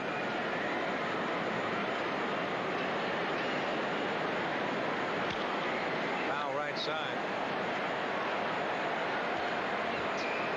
Your scoring summary. After the first inning, Raines led off with a walk, stole second, scored on infield single by Hubie Brooks, and in the 4th inning, it was a leadoff double by Brooks, an infield single by Wallach, and a sacrifice fly by Dan Dreesen. And that's where we stand. The Expos on top 2-0. And Dan Schatzeder has been well in command. There's a little looper right side. Going back, Dreesen cutting across is Law to make the catch. 2 gone. Don, I guess some people might be thinking, why didn't Jimmy Fry pinch hit for Ray Fontenot, trailing by 2 runs? And I think it's a good question. Ray Fontenot, however, is pitching a good ball game, and the Cub bullpen actually this year, Warren Brewstar worked 3 innings yesterday, and he picked up the only save other than Lee Smith in the bullpen. So their bullpen's been struggling, particularly pushing Fontenot into the starting rotation because they don't have him down there. Been struggling a little bit in that middleman department. As Sandberg takes a strike, and the count is 0-1. There, Jimmy Fry. Roy's done a good job, and those players love him.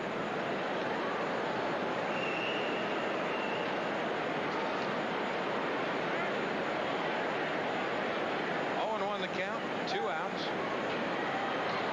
There you see the line score on Schatzeder tonight, 5 2/3, just 1 hit. That was a 1-out opposite field single by Leon Durham, and very quickly 0-2 to Sandberg. Schatzeder proving once again that working hitters in and out is much better than working hitters up and down. He has really worked both sides of the plate well. He got it. Well, Sandberg strikes out. 1, 2, 3. The Cubs are gone in the 6th. We're through 5 1/2. Montreal leading it 2-0. IBM presents You Make the Call. A batter hits a pop-up behind the plate that the catcher can't handle. The ball hits his glove in foul territory, then lands in fair territory. Is it fair or foul? You make the call. If you'd like to make your play for a personal computer, don't get bogged down with worries about software and expandability. Come to the IBM PC Classic. Explore the best-selling IBM PCs and the latest in IBM software and options. With prices under par, you'll have a clear shot at higher productivity. You can get things rolling at the IBM PC Classic. So, drop in. It's now in full swing at a store near you, or call your IBM representative. Because the ball was in foul territory when the catcher touched it, the ball is foul, no matter where it lands. If you said so, then you made the right call. If you just ask for a light beer... Give me a light. You never know what you'll get.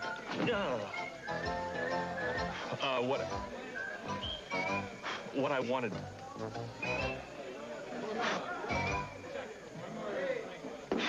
Bud Light. So if you want the less filling light beer with the first name and taste, ask for Bud Light. Because everything else is just a light.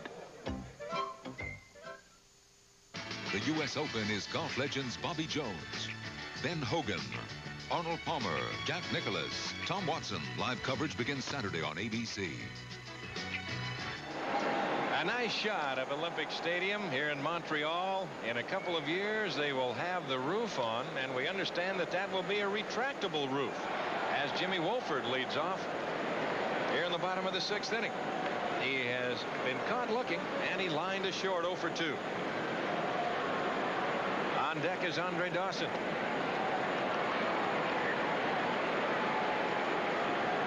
You see 2-0 Phillies over the Mets in the 6th. St. Louis 6-1 over the Pirates in the 7th, and the Dodgers 7-4 over Cincinnati in the 7th.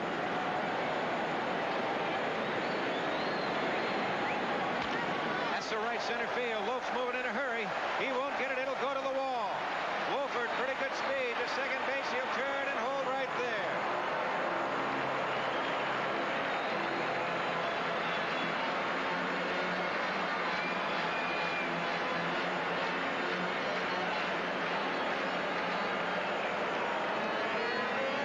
Gets this fastball up a little bit, and Jim Wolford doesn't try to pull it, but he pops it the other way. Ball's a rocket to right center. You know, you see Davey Lopes going after that ball. That's got to be one of the hardest transitions in baseball, being a second baseman and then going to center field. It's rare that you find second baseman going and being a good center fielder, and Lopes is. Well, Davey started in the outfield, and right now Andre Dawson will come on.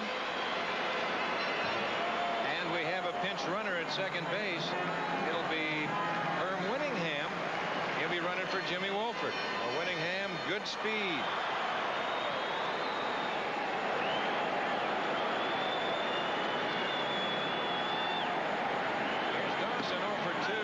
to bunt, takes outside, 1-0. I don't know if he was serious about that, but I sure don't like that play. Andre Dawson's paid to drive in runs and not either sacrifice or bunt for a base hit with a runner at second base. You wonder if he might be trying to decoy Fontenot a little bit. Possibly. There's a shot over the head. It might have been if it didn't work. Here comes Winningham to throw. The relay fires to the plate. Not in time. 3-0 Montreal.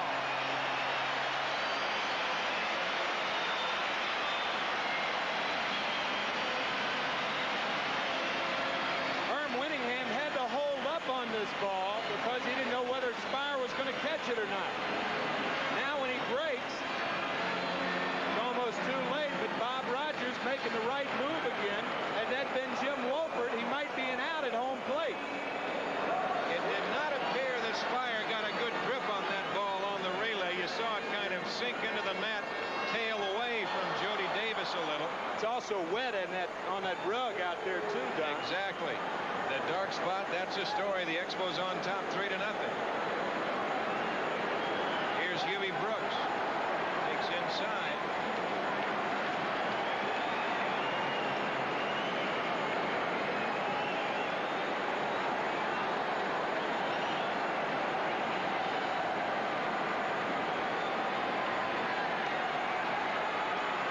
They will keep Dawson close.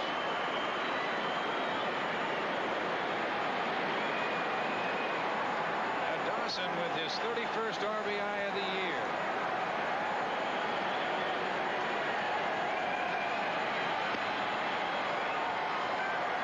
One and one the count. And the Cubs have Larry Sorensen up in the bullpen. There's Larry. Larry's made a few trips to a few cities with the Cardinals, the Milwaukee Brewers, Cleveland Indians. 1 ball and 1 strike the count.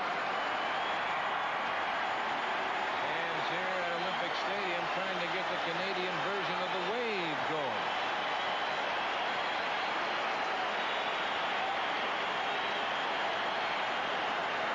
So they call it the St. Lawrence wave, right? Is that it? They're getting it together.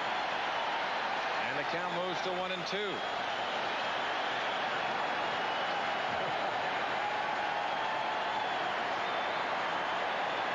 There's nobody that has any more fun than the Expo fans when their club is going well. That's true. They have a different type of fun. High to left field. Woods going back. Still going back to the wall. And he's there to make the catch. Now Dawson returns to first. Huey Brooks almost has his 4th home run of the year. Make that his 5th home run of the year. Gary Woods knows where the wall is and plays it very well. Kind of tough to pick up that wall and the ball at the same time, but Gary did a good job. He's a good outfielder. Yes, he is. Here's Timmy Wallach. He's 2 for 2 tonight. 3-0. The Expos on top.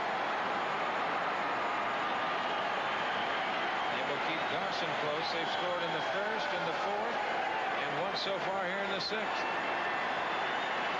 See right there when he's got that sinker working for him that all major league pitchers last year with 36 ground ball double play outs.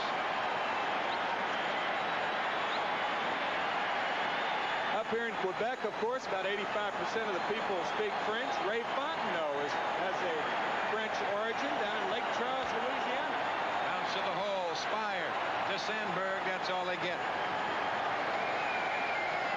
That ball was not hit hard enough to double up Wallach.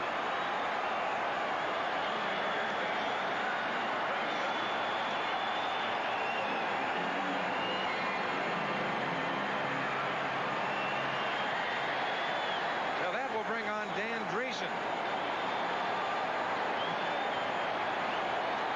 We were talking about Davey Lope. Davey has mentioned, he said since he's gone to the outfield, it's been easier on his knees, on his leg, than playing that everyday spot on the infield.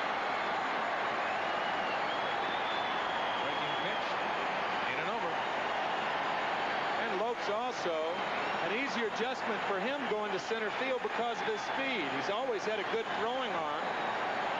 But normally you don't see too many second basemen going back to the outfield. As you mentioned, Don, he originally was an outfielder in the Dodger chain. He was there, and like the Dodgers have been so many times, they've moved players around from different positions. There's a delayed steal. Davis to Spire, and now they got Wallach run and a rundown. Durham back to Sandberg in the tag, and that'll do it. So Wallach is out 2-6-3-4. Tim Wallach tried to grab a hold of Chris Spire, who did not have the ball. He's a dead duck. The only thing you can do is try to grab somebody. Look at Wallach trying to grab him unsuccessfully. Through 6, 3-0 Montreal. The essence of hitting. George Brett. Some guys say it's the rhythm, reading the pitch. For me, it's a feeling that says I'm going downtown. The essence of shaving. This is Atra by Gillette. It pivots so the twin blades stay on your beard longer. But what Atra is all about is the feeling that says you just got Gillette's best shave. Gillette, the essence of shaving. On days when I'm buried under fishing gear instead of football gear, I can only handle an ice chest that's easy to handle. Playmate by Igloo. Other days I can only survive with an ice chest that's built to survive. The rugged chest by Igloo. On hot days, I can stay a lot cooler with an ice chest that keeps things cold a lot longer. The Tagalong 16 by Igloo. Have one. Nothing's easier, nothing's colder, nothing's built like Igloo ice chests. In all the universe, there's never been anything like the new size Chevy Astro. Chevy, Astro. The new size Chevy Astro stands alone with the only swing-out rear doors. No other new size van offers more cargo room or more people room in a size that fits your garage. Chevy, Astro. When it comes to new ideas in vans, nothing works like a Chevy van. Sunday. They started with Stallone. What do you think I am, a pansy? You think I got flowers on me? Now he's out for blood. Fist, Sunday at 8, 7 Central. Tonight's game is an exclusive presentation of ABC Sports and is being brought to you by Budweiser. For all you do, this Bud's for you. In the top of the 7th inning, Keith Moreland leading it off. And we'll fill you in on, there's a line shot right to Vance Law. There's Winningham in center field, so Herm Winningham stays in the game. And moving over to right field will be Andre Dawson. So your outfield now for Montreal will have Raines in left, Winningham in center, and Dawson in right. It's not as though Dawson is unfamiliar with right field. All he did was win the Gold Glove as a right fielder last year after 3 in a row in center. And you're a good athlete. Jody Davis goes through the fastball. Good athlete. You're going to be able to play anywhere. There's an interesting story about Andre with the bad knees that he's had. He showed up in spring training this year and told Buck Rogers that he didn't want to play center field, that he'd prefer right. And then his knees felt so good in the spring that he said, I'll be your center fielder if you like. And he has started 20 games in center field. Tim Burke and Gary Lucas now warming to the Expos.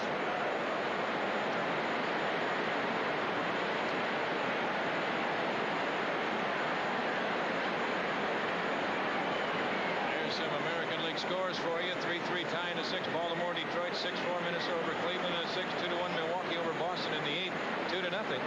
Yankees over Toronto. That's deep left field. Way back. Jody Davis knows it. This ball is gone. Home run for Jody Davis, and the Cubs are on the board.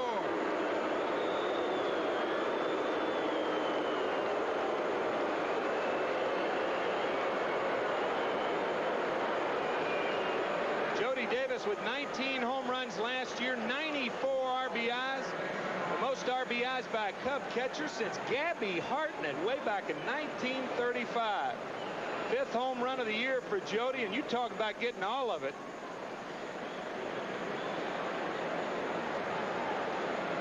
Look at that shoulder closed. The shoulder brings the hands through. Tremendous leg strength from Jody Davis, and that's not unusual for a catcher.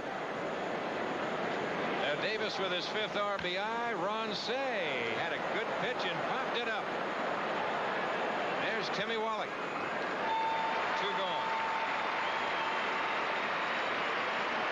And that'll bring on Leon Durham. A lot of people forget how important the lower part of your body is in hitting. It's the same as hitting a golf ball. That's exactly right. You have to have something to start your drive through. Yes, sir. Durham 1 for 1 tonight. He walked in the 2nd inning and had the first Cub base hit in the 5th. Up and in. So the Cubs with a run on only 2 hits. 7th inning home run here with 1 out by Jody Davis. That's the story. The Expos on top 3-1. A ball and a strike.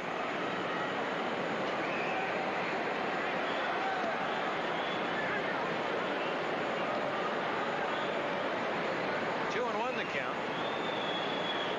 The Cubs a very brief stop here in Montreal. That's foul left side, and they will go back to Wrigley Field in Chicago and get ready for a weekend series with the Cardinals. Boy, that ought to have the house jumping. That Cardinal ball club, I mean, they blow you right off the map with their speed. Foul out of play. Count remains 2-2. Vince Coleman, Tommy Herr having a super year. Willie McGee over 350. Jack Clark with 47 RBIs. Man, what a club. And the Cardinals winning 6-1 in the bottom of the 8th tonight. And batting look, Durham doesn't like it. Number 10 for Shan Center. So we go to the bottom of the 7th inning with Montreal leading the Cubs 3-1. Give me a light. Oh! Bud Light. If you just ask for a light beer, you never know what you'll get. Give me a light. Bud Light. So if you want the less filling light beer with the first name and taste, don't just ask for a light beer. Give me a light. Ask them to bring out their best. Bud Light. Bud Light. Thank you. Because everything else is just a light. I'm Mr. Goodwrench. If you could ride under your car, you'd see the dirty, hard work your suspension system does to give you a stable, comfortable ride. In time, these parts wear, so have the suspension system examined regularly. If it's shocks you need, I'll install new GM Goodwrench shock absorbers with a lifetime limited warranty. You get them exclusively from a GM dealer who sells GM Goodwrench parts. Just stop in and keep that great GM feeling. With genuine GM parts. The following message is furnished by Major League Baseball. Strike 3! Yay! You know, I always wanted the best for my kids. The best neighborhood, the best schools. But most important was my father's advice. Give of yourself. Dad would always find time to have a catch with us or take us to a ball game. I think that gave us a special family closeness. Hey, Dad, catch. That's why I take my kids to baseball games. You owe it to them. Major League Baseball, a family tradition. Tonight on Nightline, we'll talk with Klaus von Bülow's stepchildren who still think he's guilty, and we'll address the question, did the money spent on his defense make a difference? As we go to the bottom half of the 7th inning, it'll be Dan Dreesen to lead it off, followed by Vance Law, then the catcher, Mike Fitzgerald. The biggest crowd of the year here at Olympic Stadium, 42,218 in attendance. And the Expo management hoping that the fever is back.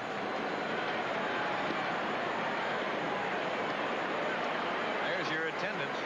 Montreal getting on the board in the 1st inning. A leadoff walk to Raines, a stolen base, a 2-out infield single by Hubie Brooks to put him on top 1-0. Then in the 4th, a leadoff double by Brooks, an infield single by Wallach, and a sacrifice fly by Dan Dreesen.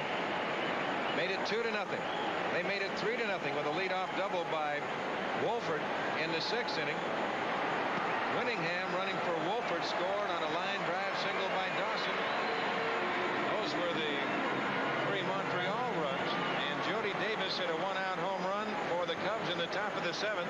His 5th of the year and 3rd off of Shan Center this year. That is unbelievable. John Don, you mentioned the attendance here tonight, over 42,000, and the Expos have not drawn nearly as well as last year. Matter of fact, they're averaging only 15,000 a game this year compared to 20,000 last year. So the Chevaliers, the Fontenot, and the Gramards are starting to return to the Big O here, huh? Yes, sir. What's up? The leadoff walk to Dreesen with nobody out here in the bottom of the 7th inning. And that will bring on Vance Law. Line to right. Right there is Moreland with the catch, one away. And with one out, that will bring on the catcher, Mike Fitzgerald, as Reardon, the Terminator, as they call him here in Montreal, starts to loosen up. The Terminator. Sounds ominous, doesn't it? It does. What a difference a year makes. Really? Fitzgerald has bounced to first with a pitcher covering and struck out. He's 0 for 2. There he is. Reardon.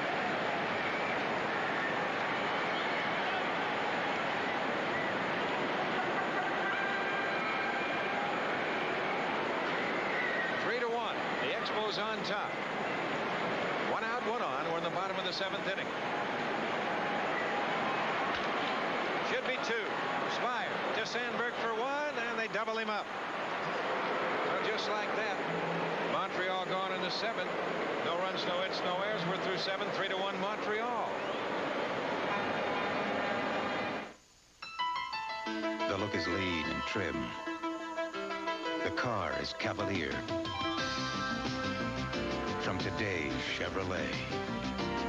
The well-honed power of a 2-liter electronically fuel-injected engine. The instinctive agility of front drive, Cavalier. It has the look and the performance for today's America. This is today's Chevrolet. It's fit. Drive today, Chevy. Live today, Chevy. Live it. Chevy. What a finish by Williams. Just 1 hurdle left. Gatorade is Thursday. Uh-oh, flag down on the field. Hopkins is called for clipping. Gatorade is Thursday.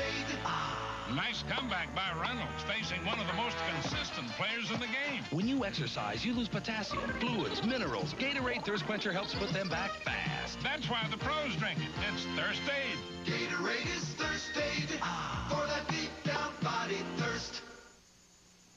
This year, you'll apply your brakes over 50,000 times. And the more you stop, the more you'll need Midas. Because we back every brake repair we do with a nationwide guarantee on brake shoes and pads. If they should ever wear out, Midas will replace them free at over 1,400 locations for as long as you own your car. With such a good guarantee, why would you stop anyplace else? Trust the Midas touch. When you have an insurance claim, that's the moment of truth. You want results as quickly as possible. You don't want to call a stranger with a claim, and with State Farm you don't. You call your agent. And State Farm claims people are there when you need them to make sure everything's handled fast and fair. What makes State Farm Claim Service work so well is an agent who's available when you need help. And people who follow through with your claim. And like a good neighbor, State Farm is there. Gary Woods to lead off the top of the 8th inning. It'll be Woods, Spire in the pitcher spot. So there's action once again. In the Cub bullpen, Reardon still throwing in the Montreal bullpen. Snapsetter has allowed a run on 2 hits. There's the Cub bullpen. Outside, the count 2-1. Jim Fry has Lee Smith up in case the Cubs tie it or go ahead, and also Larry Sorensen in case the Cubs do not score in this inning. There's a little looper into center field. Winningham coming on. He's there and stumbles, but he makes the catch.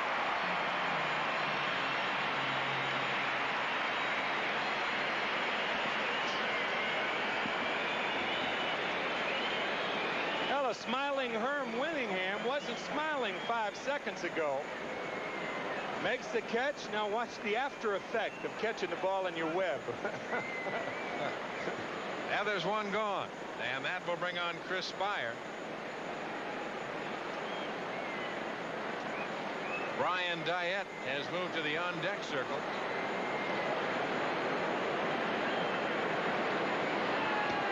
Up and away. There's Diet.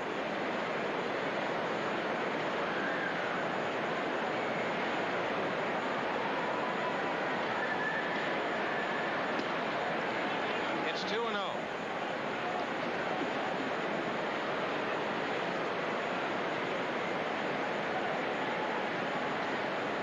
Philadelphia on top of New York in the 7th. So the Expos trying to pick up some ground here on the Mets and the Cubs tonight. I'll give you another peek there. Some of the other of the Cardinals. 6-1 in the 9th. Dodgers 7-4 in the 8th over Cincinnati. Now he walks him, and indeed the Cubs bring the tying run to the plate. That's just a second walk issued by Schatzeder. He struck out 10. That's a season high for him. And here's Brian Diet, and here comes Bob Rogers. Bob Rogers probably remembering that Brian Diet, when he was recalled from the Cubs AAA affiliate, answered Jimmy Fry's call with a grand slam pinch homer earlier in the year. Bob's going to make a move, and you can't really blame him. He's got a guy in the bullpen with 16 saves, and that's what he's out there for. That's exactly right. And that'll do it. Well, it's 3-1 Montreal. The pitching change will return with the Cubs and the Expos after this message and news headlines from our local station. The Honda Motor Company has been improving transportation for over 30 years. There are Hondas that ride in the street, Hondas that ride in the dirt, and now, Hondas that ride on the grass. Introducing the Honda Lawn Tractor.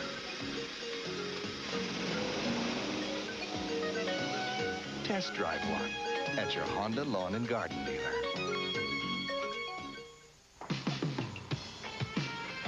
To everyone in the spotlight, before the show begins, this bud's for you. This bud's for you. There's no one else who does it quite the way you do. The way you do. So here's you. For all you do, the king of beers is coming through. Oh!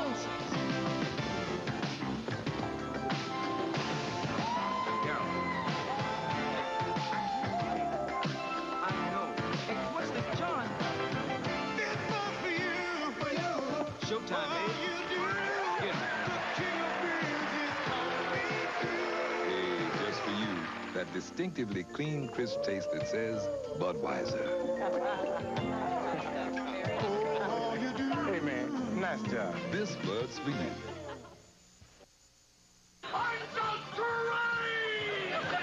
His craziness has taken him to Hollywood, but Chicago and Jim Belushi never forgets all. Gary Vee meets the comedian tonight after the game. Dan Schatzeder, you see there the 10 strikeouts. That is a season high for him. Talking with Bryn Smith, he will get a start in this game. Number 28 went 7 1/3, 2 hits, a run. That's the story. We're in the top of the 8th, and Brian Diet is called back. As you look at Reardon, Jimmy. Jeff Reardon 2-1, 1.08, and with 17 saves, he leads the major leagues this year. His nickname is the Terminator, and the Cubs will try to make him the X-Terminator right now. And here's a man who's been around a long time. And Richie Hebner. He's going to come on, and he will pinch hit for Diet, hitting .219 with a home run and 8 RBIs. Hebner representing the tying run at the plate, as you have Spire at first. The outfield, they play Hebner slightly to pull. And he bounces it through the hole on the left side. Spire to second base. He'll hold right there as Raines gets on the ball in a hurry. Oh, you talk about a piece of hitting, and that was a piece of work. Richie Hebner, always a low ball hitter, does not try to pull this ball. He just hits it in the vacated hole between short and third. Shortstop Hubie Brooks cheating for the double play, so the hole was open. Hebner took advantage of it. Good piece of hitting is right. Well, that was an excellent piece of hitting, especially when you think of Hebner through his career been the pull hitter. Here is Lopes. Takes high. 1-0 the count. Davey 0 for 3 tonight. Struck out. Popped to second twice. So indeed, the Chicago Cubs put the tying runs on base. Spire at second with Hebner at first. 1 out. We're in the 8th. Low and away, and it's 2-0. There's Spire at second. And Hebner at first. Don, it's got to make you wonder why Jimmy Fry doesn't pinch run for Richie Hebner. He has never been fast. They do have Thad Bosley on the bench who can fly. Well, he might be thinking somewhere along the line that he might need another left-handed bat. The count 2-1. He does have Chico Walker, a switch hitter. That's high. The count goes to 3-1.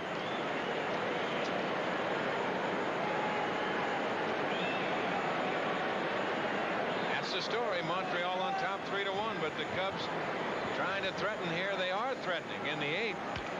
Pops him up again right side. Coming back in foul territory is Fitzgerald. Makes it count.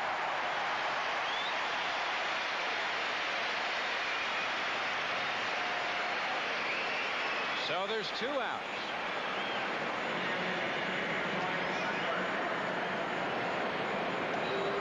A catcher is probably, it's best said about him when you don't notice him back there and the pitcher's pitching a good ball game. Mike has done a fine job. He did a fine job with the Mets last year handling that young staff. It's really only his second year in the big leagues regularly. One of 3 Expos that have homered in their first official time at bat. Here's Sandberg. Fouls it back. Ryan is 0 for 3 tonight. Has struck out twice and flying to right. Right there, that last pitch 81 miles an hour, 1 hit and 21 at bats with 2 outs, or 91 I should say, excuse me. And there's your men on base. Spire at second and Hebner at first.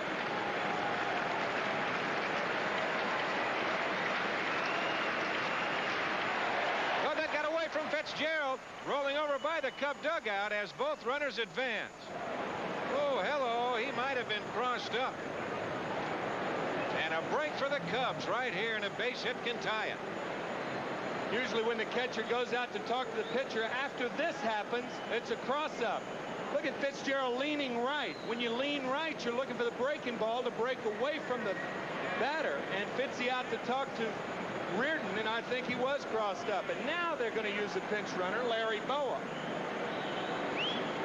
Or is it Chico Walker? That's Chico Walker. There he is. Now Walker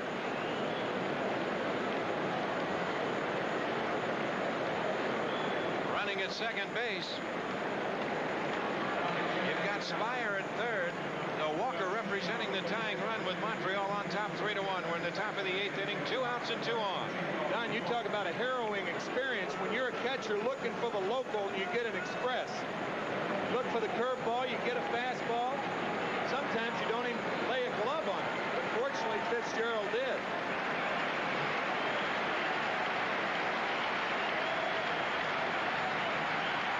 Out of play, count remains on 2. Well, I almost fell over laughing the other day listening to Billy Gardner and Johnny Padres explain what happened at Fenway Park in Boston. Ron Davis was on the mound. The catcher took his mask off, put it in his throwing hand, and held his glove up to call time. Davis was in a stretch, looked at second, and threw to the plate. Does that make you hurt? Oh, my knees hurt. Oh, man. Oh, listening to that, I had to tell it very quickly, but listening to them, I had tears in my... Up the middle! And that's going to be a base hit.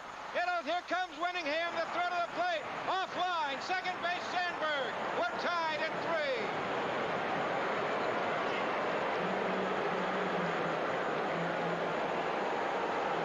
Well, it's an artificial turf base hit.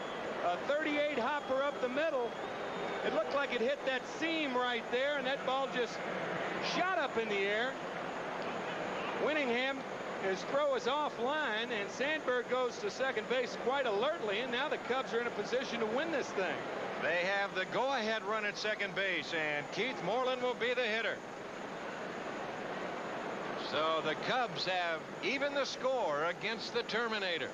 Trying to make him the ex-Terminator. Now that means that Dan Schatzeder has nothing to do with it. There's a strike to Moreland. Schatzeder gives up a pair of runs. The 2 hits coming here off of Reardon, and very quickly strike 2. 0-2. Well, I'll tell you, that has got to make you feel a little depressed. He pitched well, and the first thing that comes to your mind, I can't tell you the adjective you'd use, but you would say, blank, I could have done that. That's popped up. Fitzgerald coming back, and the cross-up has cost him. Yep, that's exactly right. The cross-up has cost him, and boy, I'll tell you, that has got to burn Bob Rogers, being a former catcher himself. Bob Rogers holds the rookie catching record for games caught, 155. Back in 1962, the inaugural year, or I should say the second year of the California Angels. 0-2 the count. There's a base hit left field. Raines on the big hop. Here comes Sandberg. Here comes a throw, not in time. To second base is Moreland, not in time. 4-3, Chicago.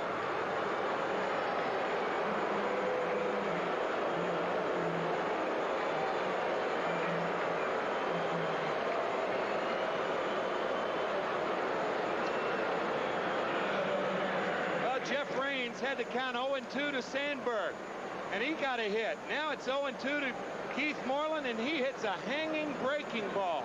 Stayed inside, and Moreland comes through with another 2-out base hit. Man. Now that run charged to Reardon, the third hit that he has given up, so he has got only 1 out. As you look at Bob Rogers, Jody Davis takes a strike, and the count is 0-1. This is the first time this year we understand that Reardon has failed in a save situation. But the Cubs are saying, well, there's got to be a first time. It may as well be tonight. Keith Moreland has continued to deliver for the Chicago Cubs since coming over from the Phillies. And Tim Burke now is up and throwing for the Expos. That Keith Moreland, you talk about a tough out. Oh, he is tough. That's loop foul. Fitzgerald coming back.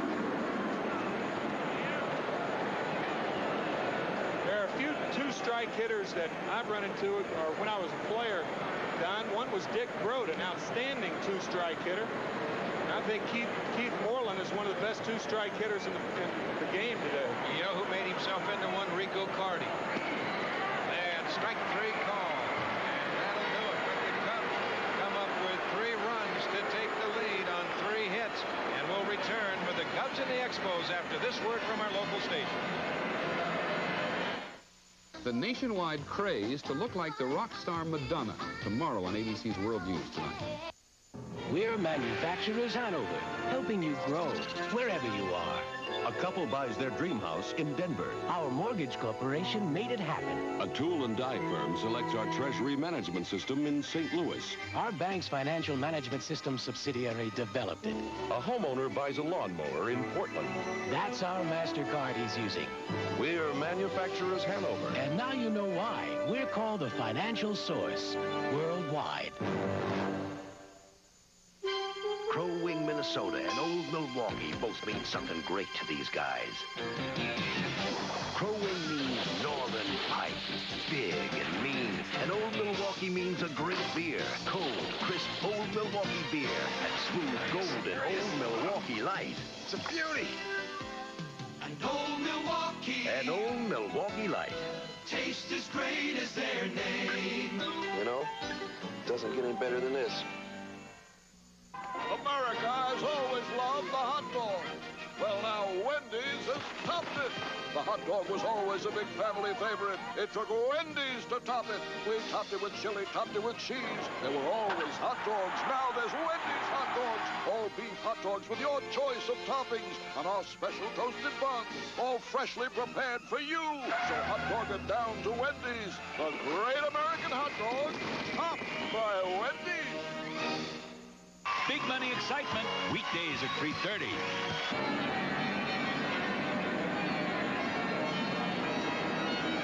Big right-hander Lee Smith coming on, and that is the Chicago Cubs version of the Terminator.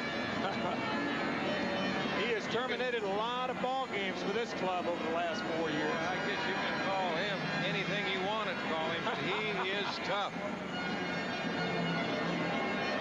There's the scoring summary. You see right there, Brooks with the RBI single to make it 1-0 Montreal. 4th inning, the sacrifice fly by Dreesen to make it 2-0, and then in the 6th inning, Dawson the RBI single to make it 3-0. But the Cubs have come back. The home run by Jody Davis with 1 out to make it 3-1, and then in the 8th inning, the Cubbies push across 3. Sandberg a 2-run single. Moreland the RBI single to put the Cubs ahead, and that's where we stand. 4-3 Chicago. Miguel Delaney will come out, and he will lead it off.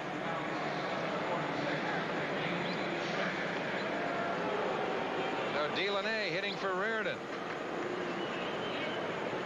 You see 216 with 3 RBIs. So now the pitchers of record are Fontenot and Reardon, and that's the story. 4-3, the Cubs on top.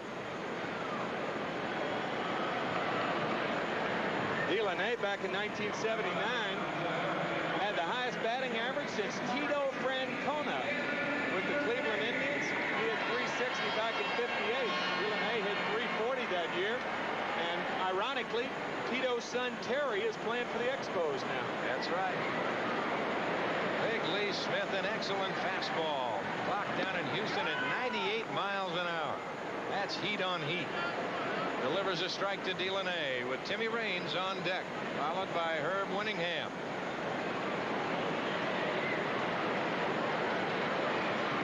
Look out.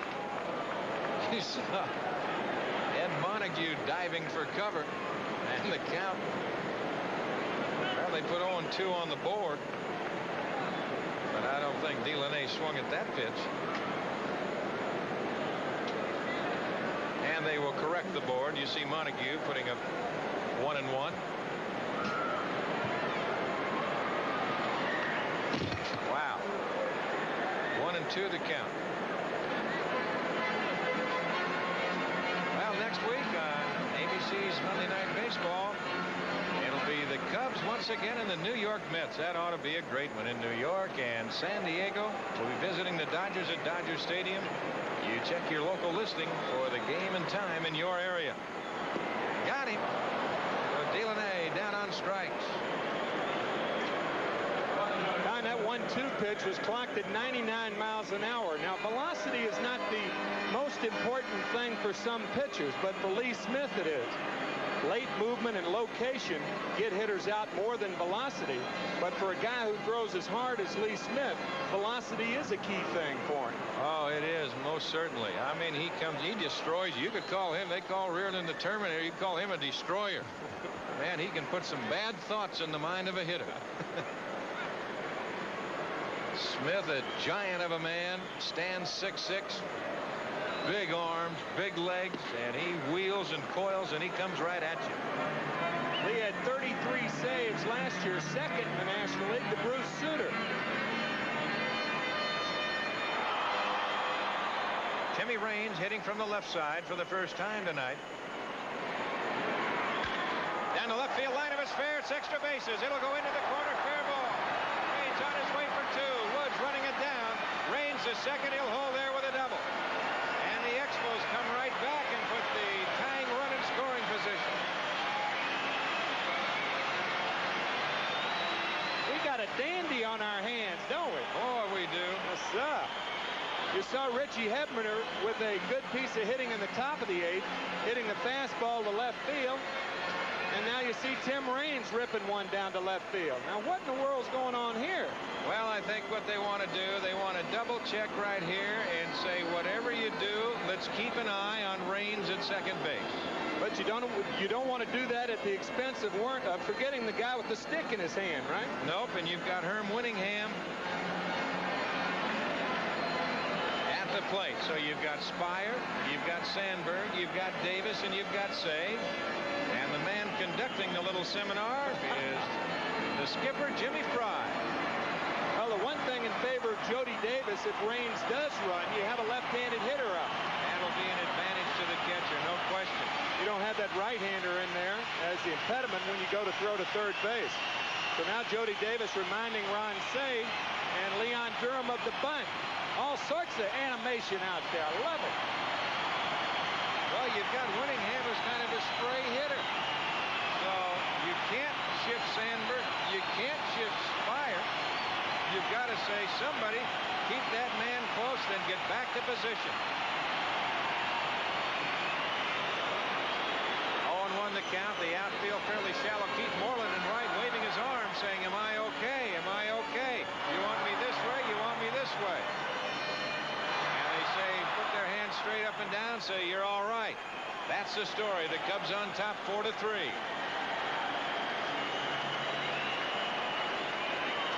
Say up inside the bag at third. The outfield fairly shallow. The deepest of the three is Moreland in right.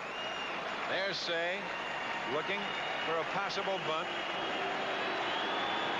Durham back at first, about even, average depth. 6-4 Philadelphia. They have defeated the New York Mets and the Cardinals over the Pirates 6-1. Dodgers still leading Cincinnati, bottom of the ninth, 7-4. Well, that race as of now can be tightened up a little bit. The Cubs hoping to get some more breathing room and pick up a win here tonight. A little bit low, the count 1-1. The Cubs coming into the game tonight a game-and-a-half lead over the second-place Mets. These Montreal Expos 2 games behind. So a Cub victory, they'll pick up a game on the second and third place club. Raines dancing around. Smith just looking at him. Every time he dances, boy, there's the shades of Jackie Robinson right there if I ever saw it. The dance back and forth, and every time he danced one way, he danced another. He kept inching his way towards third. I'll tell you, a guy's got a tough play in a situation like this is Ron Say. If Winningham goes to bunt a ball down the third base line, Say's got to charge, and that would vacate the third base position. I've always mentioned a man with speed at second. He went around, could not hold up. That is a great offensive play. Better believe it is. With the runner stealing on the play. Now with the 2 strike count, Say will move back. Of course, you would only do it with none or 1 out. You wouldn't think of doing it with 2 out because it would serve no purpose. That's right. And what the Expos are trying to do is get Raines at third with 1 out if they can. Now Spire will try and jockey him back.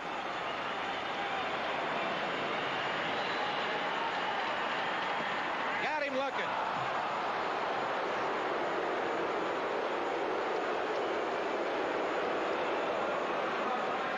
Well, a slider. It's tough to protect against that heater and then adjust to the slider. Little backup slider right there that backs up. And, of course, Jody Davis caught it below the knees, but it's not where the catcher catches it. It's where it goes over the plate. Now there's 2 outs, and here's Andre Dawson. So power to power. Dawson, 1 for 3 tonight. Single in the 6th inning to drive in his 31st run of the year.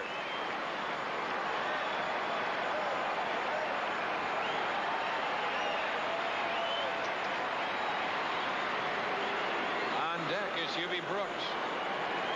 Now Lee Smith, I don't think, should divert his attention to Timmy Raines as much as Andre Dawson. You got 2 out. That's right. And technically, the Expos need a base hit to score Raines anyway. He's going to score on a base hit, no question.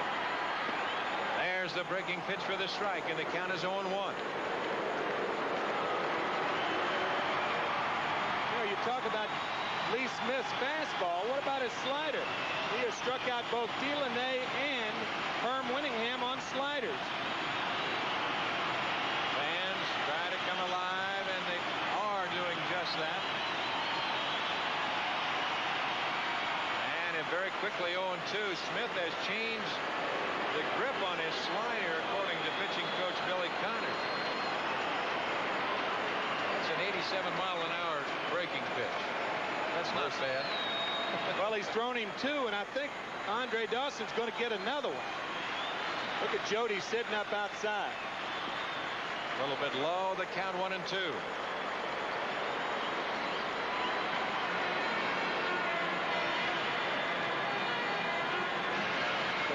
Second, and a good hitter, and 2 good friends like Raines and Dawson. The catcher doesn't want to sit up or set up too early.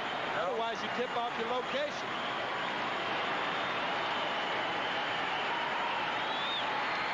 Out of play.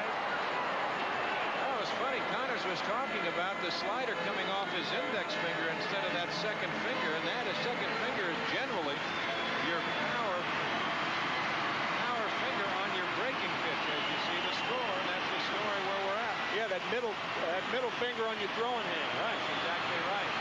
Well, they changed that around. The big guy feels though that he's got a better slider right now. 1-2 the count. Check swing foul. Count remains at a ball and 2 strikes. Smith well on top of the count. 1-2, 2 out. And the Cubs on top 4-3. We're in the bottom of the 8th inning.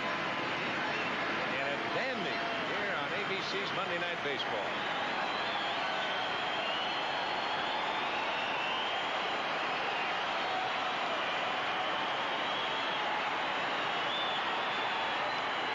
That's out of play right side. Count remains a ball and 2 strikes. Dawson now, I think just trying to hit the ball hard, put it in play hard somewhere, being down on the count 1-2. Yeah, he's gone from an offensive hitter to a defensive hitter. Protect away.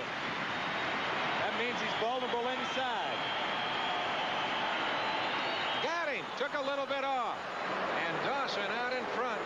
And that will do it for the Expos.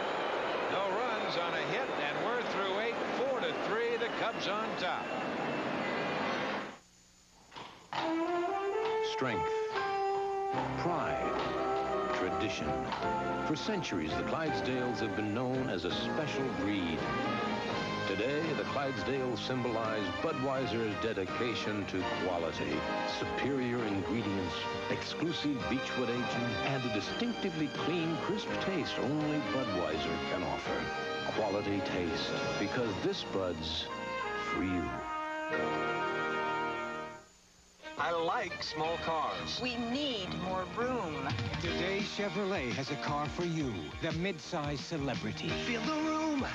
Ride in style. Go in comfort every mile. Enjoy midsize room with economy and a price that's surprisingly small.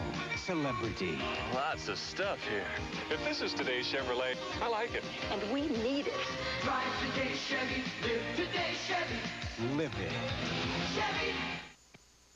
A lot of long-distance companies would like you to think they're just like AT&T, but take a closer look and see how different they really are. No operator service, no immediate credit for wrong numbers, and no service from many small towns. Only one long-distance company gives you full service, only AT&T. Sometimes there's just no substitute for the real thing. AT&T, the more you hear, the better we sound. AT&T, the right choice. One of golf's most prestigious titles is on the line as top professionals tee it up in the U.S. Open Golf Championship. Live 18-hole coverage begins Saturday at 2 Eastern on ABC Sports.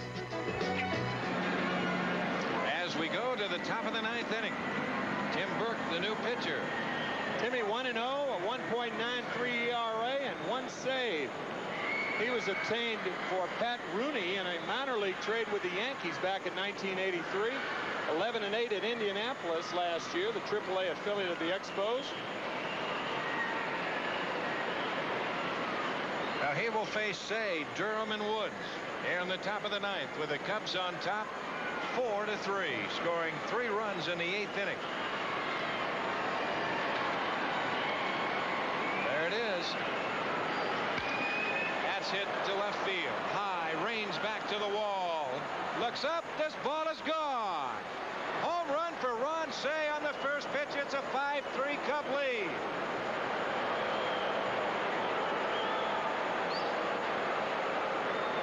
The Penguin has jumped out of the ice water in these warm weather climates. He's starting to come around. He has been red hot. That is his 12th home run of the year, RBI number 26. Kind of unfair to choose a fastball on the first pitch and whack it deep to left.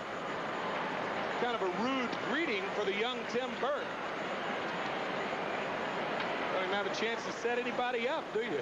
Not at all. As Leon Durham looked at the first pitch for a ball, there's the Cubs on top 5-3. That's hit hard center field. Going back, Winningham still going back, trailing, has the room, makes the catch.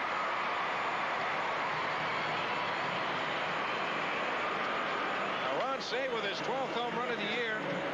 As you look at Ronnie, 26 RBIs. I'll tell you, that veteran, he can put some points on the board in a hurry when he gets hot.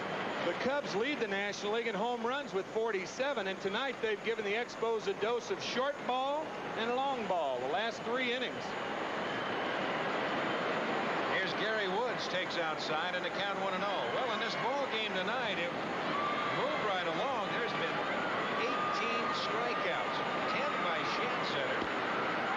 That set a personal season high for Dan. Fontenot struck out 5. That's a season high. And Lee Smith struck out the side. In the 8th inning, sandwiched in between, a 1-out double by Rain. 2-1 the count. Tell you, there's a big difference between a 2-run lead and a 1-run lead in the bottom of the 9th inning. Oh, boy. Set it. Well, there's a good breaking pitch. And the count 2-2 to Woods. You can't sacrifice. You can't hit and run. You got to play more of a passive game now.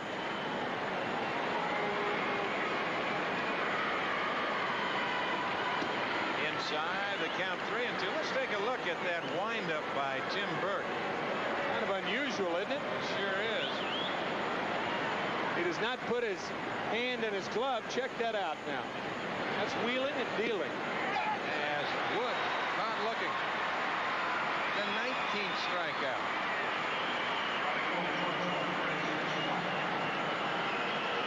Here's this unusual throwing motion of Tim Burke. Up with the glove. Now the hand comes in there. I know Don Drysdale didn't throw like that. No. You know what I'd love to see him do? Double pump. Yeah. That is down low, and the count 1-0 to Chris Spire. Can't double pump, right? I don't think impossible.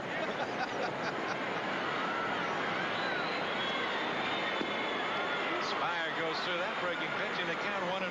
Chris is over 2 tonight. He struck out, bounced at third, walked. A very important walk in that 8th inning because that led everything up. Opened it up for the Cubs. And that's when Richie Hebner came up and pinch hit.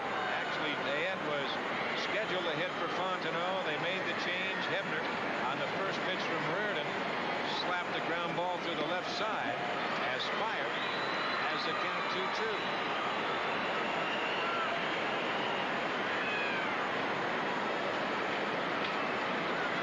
2 balls and 2 strikes, the count with 2 outs. We're in the top of the 9th inning, 5-3. Cubs on top, and they get it. That is the 20th strikeout tonight. So the home run by Say, and we're through 8.5. It is 5-3 Cubs. I care about you, the way you look, the way you set me free. I care about you, 'cause you're special to me. Owning a turbo feels special, but the feeling won't last if your oil breaks down and your turbocharger goes with it. That's why we make Valvoline Turbo 5, the motor oil specially formulated to withstand the intense heat and stress of turbos. Valvoline, because your car is special. 'Cause you're special to me. When do you say LA? When it's after work, and I'm taking work home, I say LA. Mom, how about dinner? When do you say LA? When I was playing shortstop all day, and we've got a big night tonight, I say LA. Wrestling? Championship from Anheuser-Busch LA Beer. Great taste with half the alcohol. Sometimes it's the perfect thing to say. You can say that again. I like wrestling. Perfect. L.A., sometimes it's the perfect thing to say. Thursday. In the movies, they're magic, but on their own. Private investigators. They're murder. Parker Stevenson and Billy D. Williams in Shooting Stars. Now you look at Bob Rogers. All of a sudden, the tide has turned on Buck as the Cubs have come back after being down 3-0, and they lead it 5-3. It'll be Hubie Brooks, followed by Timmy Wallach and Dan Dreesen in that order. Jimmy Fry, the commander of that Cub ship, looking on and hoping that his big man out there on the mound, Lee Smith, can turn him away in order right here in the bottom of the 9th inning. Now, don't forget this weekend right here on ABC Sports, they'll cover the U.S. Open for the 20th consecutive year. We'll present the third and final rounds in our live exclusive coverage on Saturday and Sunday, June 15th and 16th at 2 o'clock Eastern. Fuzzy Zoeller expected to defend the championship, which he won last year in a playoff round after being tied with Australian Greg Norman. And that dramatic final round, that will be from Oakland Hills Country Club in Birmingham, Michigan. The likes of Ballesteros, Crenshaw, Miller, Nicholas, Trevino, Watson, and so on. There's the fastball. 1 ball and no strikes to count. Brooks is 2 for 3 tonight. He singled and drove in a run his first time at bat in the first inning. He doubled and scored in the 4th. That's fouled out of play, and the count 1-1. Don, a very funny story surrounds Billy Connors, the pitching coach of the Cubs, and Lee Smith. Billy became the Cubs pitching coach from Kansas City, and he'd never seen Lee pitch. Well, somebody sent him the film clips, but they were wound backwards. So Lee was a left-hander. Oh, no. That's out of play. 1 and 2 the count. And Billy couldn't figure out who this big left-hander was. So he finally realized something was wrong when Ken Krevick, the left-hander, the film clip was sent to him, and he was throwing right-handed. So he found out who Lee Smith was. I guess so. And since then, so have the National League hitters, like Hubie Brooks in that case. That is the 4th strikeout for Smith since coming in the ball game. Every out that Smith has recorded has been a strikeout. The 1 base hit, a 1-out double by Raines in the 8th. That's the story. The Cubs on top 5-3. And you really can't fault Buck Rogers. He put in Reardon. After all, Reardon had not squandered a lead all year long. Here's a stopper for the Chicago Cubs and Lee Smith. Timmy Wallach, 2 for 3 tonight. No, he made the right. That's your man. If that's your stopper, you go get him. He made the defensive change with Winningham in the outfield, taking Jimmy Wolford out. But I think one of the key base hit to keep the things going, Richie Hebner's pinch hit single. Yes, sir. Jimmy Fry. He's pounding on that gum, isn't he? Oh, yeah. Get it, Jimmy. Right. There's a strike and a count 3-1. Well, in that one spot, in the 9th spot in that Cub lineup tonight, you write in 5 men.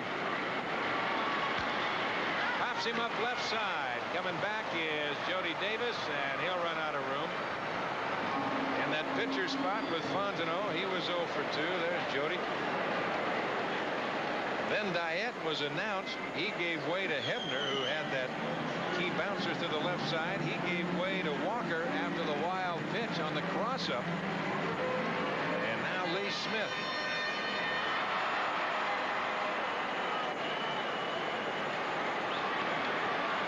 The Cubs after their 33rd win of the year. Way back. Woods looks up. This ball is gone. Home run, Timmy Wallach, and indeed the home run by Ron Say, as you said, Jimmy. What a difference. 5-4, the Cubs on top.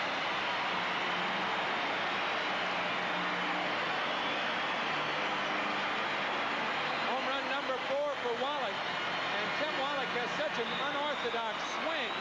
it makes him a better low ball hitter. Don, you mentioned how right-handed hitters are more prominently high ball hitters. Well, Wallach's a low ball hitter, and he shows it right here. He's got a loop in his swing similar to a left-handed hitter. And if he connects with that loop on the bottom part, we'll see you later. The last loop I saw like that was Henry Aaron, and that made you cringe. Loop-de-loop. 755 times. That's right. You got 17 off me, I know. Well, I called a few, too. Here's Dreesen. He's 0 for 1 tonight. Had a sacrifice fly in the 4th. He walked in the 7th, and he bounced to 2nd. His first time at bat. Foul back and out of play. So it's a 5-4 ball game. The Expos have out-hit the Cubs 8-6, but the Cubs on top in that all-important column, the run column, 5-4.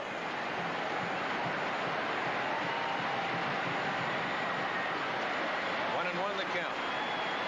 With Vance Law on deck. Now they move Spire a shade to his left. Sandberg in shallow right. Durham, he's in shallow right. Moreland, he's out by the warning track.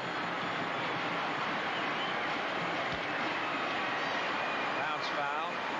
The outfielders all deep in a position like this, they don't want the ball hit over their head. That's right. It's a similar philosophy of guarding the line in the late innings.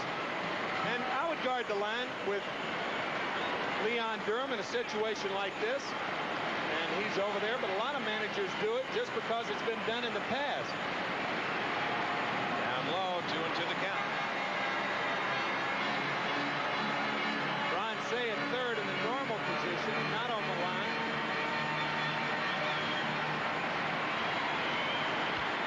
That's bounce foul. Count remains 2-2.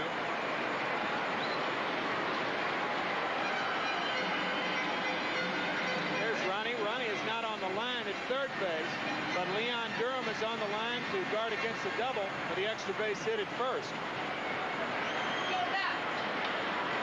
You see where the bull is. You see Sandberg in shallow right. He'd in essence be out on the grass. You can afford to do that on artificial surface. Right. Down low, full count, 3-2.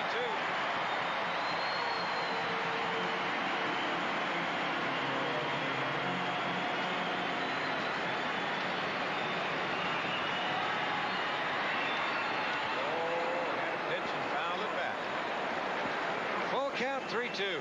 One out. We're in the bottom of the 9th inning with the Cubs on top 5-4. We've seen a dandy.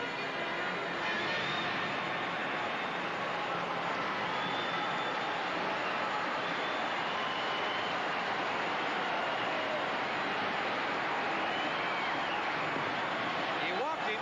They appeal. They say no.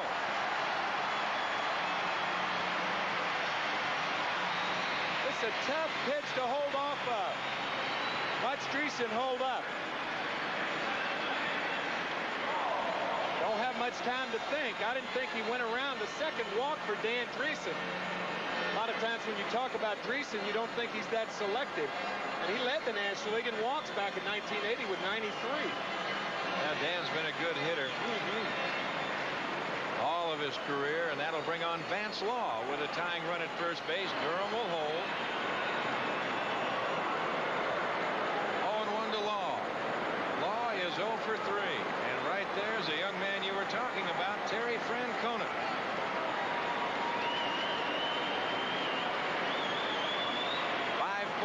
Cubs on top, 1 out, bottom of the 9th. 1-1 the count. See that unusual batting style of Vance Law up on his left toe, slightly open. That's a little bit, he took a little bit out of the page of the late Charlie Lau when Charlie was a coach with the White Sox. Just kind of a triggering point for Law. Doesn't get that heater, and the count 1-2. He triggered well last year, as you mentioned earlier, 17 home runs for the White Sox. Well, what Vance did after a while, he got so tired of not making contact and hitting that ball to the right side all the time. He says, heck with it. I'm going to turn the bat loose, and when he turned it loose, that's what happened. Out of play.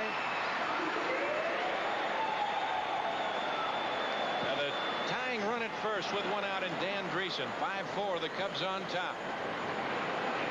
That situation of Vance Law popping the ball last year is similar to a situation between Fry and Sandberg. Jimmy said you'd hit for an average and hit home runs too. That's what Sandberg did last year. 1-2 pitch. Outside, 2-2.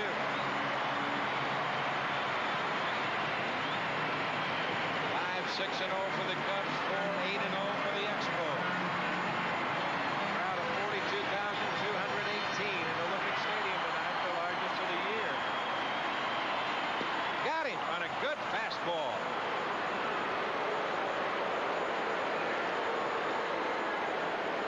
A 96-mile-an-hour heater. Looked like it was just off the plate. Just a little outside, but too close to take. That is a nasty pitch. Boy, coming that fast, you don't have a lot of time to react. Now they'll have a little chat as Terry Francona comes on. He will hit for Mike Fitzgerald.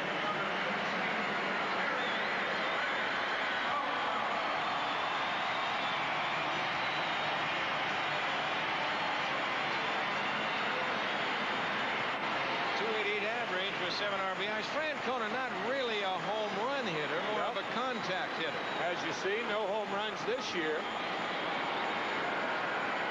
Terry has had so many injury problems the last couple of years. Out of Arizona State.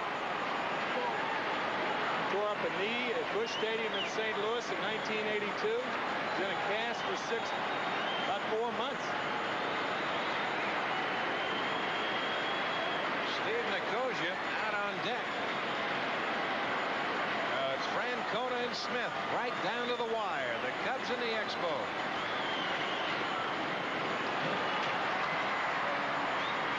The Yankees beat Toronto 4-2.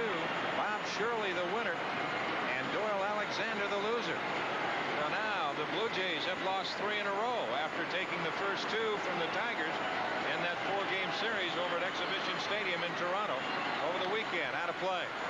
1-1 the count. Bob Rogers.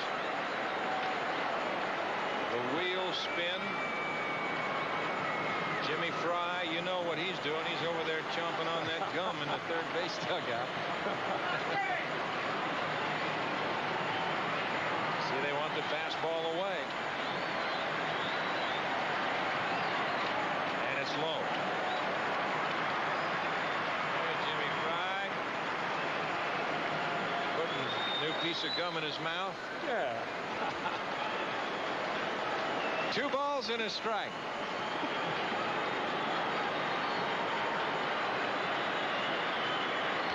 That's the left center field. Gary Woods is right there. Makes the catch and the ball game is over. So the Expos fall the run short. Francona lines to Woods, and the Cubs in a thriller in the first game of this series up here in Montreal. They pick up a game on the Expos. They pick up a game on the Mets, and they win a good one. It's the Cubs 5-6-0. The Expos 4-8-0. Fontenot over Reardon. Smith with a save, and we'll be back in a moment. Me and the crew, we're taking this road across Alaska. Working the last frontier, it's different. But when this road's finished and it's on the map, we can say we did that. It's for guys like T.J. Donahue that we make every Budweiser the best it can be. Beechwood aged and brewed with the kind of pride T.J. puts into his work. So to T.J. and all you guys out there like him, this Bud's for you. We got tired of hearing about our friends' brilliant investments in real estate. Yeah, I'm saving on taxes, my money is working, property's growing in value. So finally, we did something brilliant. We called our Century 21 office. Their investment professional knew all the ropes, and guess what? We're saving on taxes, our money is working, our property is growing in value. All you gotta do is pick up the phone, put number 1 to work for you. Century 21. Nearly 4 hours. That's how long it took us to paint this room with a roller. Then we painted it in less than 1 hour with the new Wagner Power Roller. A living room that took nearly 7 hours. The Wagner Power Roller finished in less than 3. The Power Roller pumps paint straight from the can to the roller or to any of several optional accessories. Why waste your time painting a pan when you could be painting your walls instead? The Wagner Power Roller, the right tool for painting. Well, that's the story on tonight's game. The Cubs 5 runs on 6 hits, no errors. The Cubs left only 2. And for Montreal, 4 runs on 8 hits, no errors. The Cubs left 4. Fontenot the winner. He is 1-1. Schatzeder took the loss. And right now we go back to the 8th inning with Keith Moreland at the plate. The game is tied. Sandberg at second, and Moreland with the big key base hit to left field. One hop to Timmy Raines. Sandberg, excellent speed. You see that ball kind of took off a little bit on Raines. It might have slipped on that wet turf. The throw back to second base to get Moreland, and they could not get him. And that was the big run in the 8th inning. As the Cubs pushed across 3, they picked up the very big key insurance run in the 9th inning on Ron Say's 12th home run of the year, because Timmy Wallach came back in the 9th for Montreal and hit his 4th home run of the year. So there's the standings, Timmy, as far as the National League East is concerned right now. You see the Cubs on top. You've got the Mets 2.5 back. Montreal is 3. The Cardinals winning tonight. They remain at 4.5, followed by Philadelphia and Pittsburgh. So a good game tonight from Olympic Stadium. We'll be back in a moment.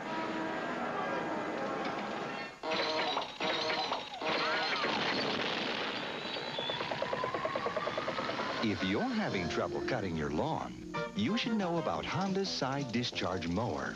It's easy to start, it's lightweight, so it's easy to use, and it's built so well it may be the last lawnmower you ever buy. The Honda side discharge mower, with a bag or without. Buy one and leave your troubles behind. To fully understand how Goodyear Eagle high-performance tires alter the driving experience, we urge you to read the Special Operator's Manual before you drive. The information it contains may contribute significantly to the performance of the properly equipped car. Goodyear Eagles. The tires engineered for cars with the proper qualifications. 17 hours. That's how long it took us to paint this house with the brush. Then we painted it in just 6.5 hours with the Wagner Power Painter. This wicker chair took over an hour, but less than 5 minutes with a Wagner Power Painter.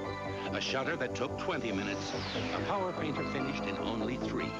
It's a tool so versatile, it has a flexible spray tip and a way to draw paint right from a can. A Wagner Power Painter. It's the right tool for painting.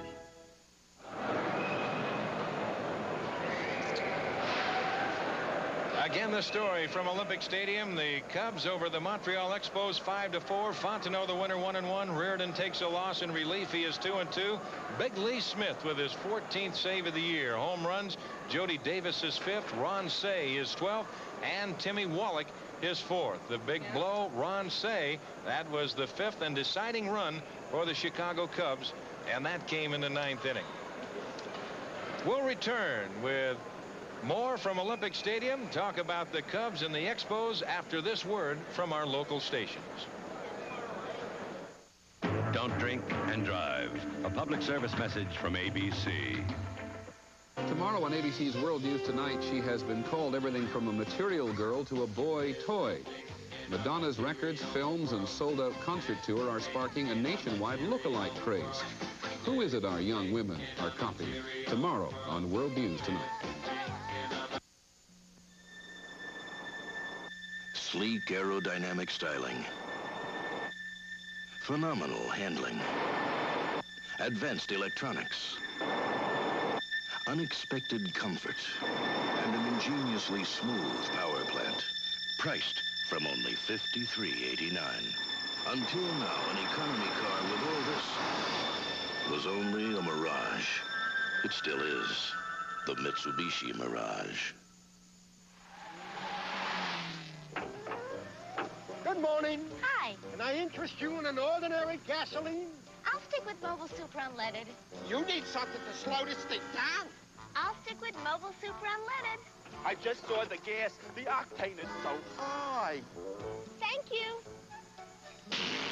This thing runs so good, I'm getting angry. I'm getting out. I'm getting car sick. Fun on the Fuse, weekdays at 3. Stand by. Well, again, that was the story from Olympic Stadium right here in Montreal, with the Chicago Cubs defeating the Montreal Expos by a score of 5-4. Fontenot, again, the winner. Ray had a season-high strikeout of 5. Reardon takes the loss. He is 2-2. Smith with his 14th save of the year. And just a reminder that this weekend, ABC Sports will cover the U.S. Open for the 20th consecutive year. We'll present the third and final rounds in our live exclusive coverage on Saturday and Sunday, June 15th and 16th at 2 o'clock Eastern. Fuzzy Zoeller is expected to defend the championship, which he won last year in a playoff round after being tied by Australian Greg Norman in that dramatic final round. And that will be from the Oakland Hills Country Club in Birmingham, Michigan. And as we mentioned before, some of the players scheduled to compete: Seve Ballesteros, Ben Crenshaw, Johnny Miller, Jack Nicklaus, Lee Trevino, Tom Watson, and, of course, many, many more of your favorites. Right now, we'll take a peek at some of the scores for you. There's the final. Philadelphia defeated the New York Mets by a score of 6-4. St. Louis, the final 6-1 over Pittsburgh, so the Cardinals remain hot. And the Los Angeles Dodgers 7-4, that final over Cincinnati.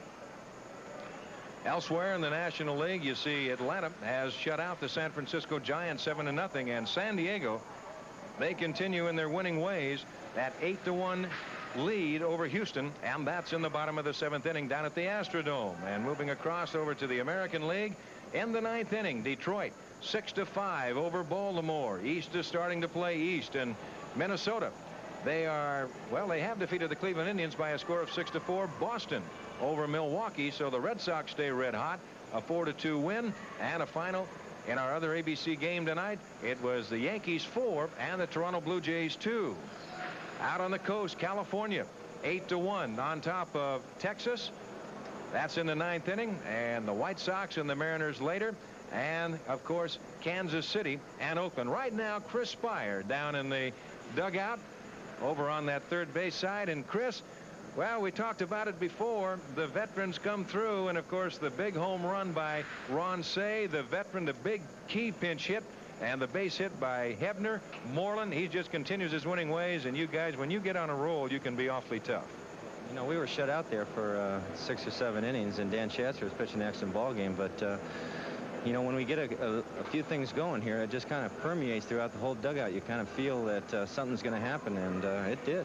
It is contagious, isn't it, Chris? This is Tim McCarver, of course. Hi, Timmy. Yeah, it is. It's something that I heard about this ball club having this ability last year, especially how many games they came back in behind in the 8th and 9th inning. And when I came over here, I was really astounded at some of the figures that they were telling me, but I can see why they do that now. It's just the feeling in this ball club that they never give up. Chris, we were talking about Dan Schatzer at the very offset, and I made mention, and Timmy did too, that I have not seen Schatzer throw that hard. Danny's always thrown hard. The problem in the past was that he couldn't get that knuckle curveball over, and now he's added not only that to the strike zone, he's also come up with a changeup. He's always thrown the ball with good velocity. The only problem with him in the past, I think, has been that he's been behind in the count, and everyone knows that he's got to come in with a fastball. Now he gets behind in the count, and he's got that little changeup and also the knuckle curve to go with it. Chris, it's got to be a lot of fun working behind a pitching staff as successful as the starters in particular and Lee Smith from the bullpen.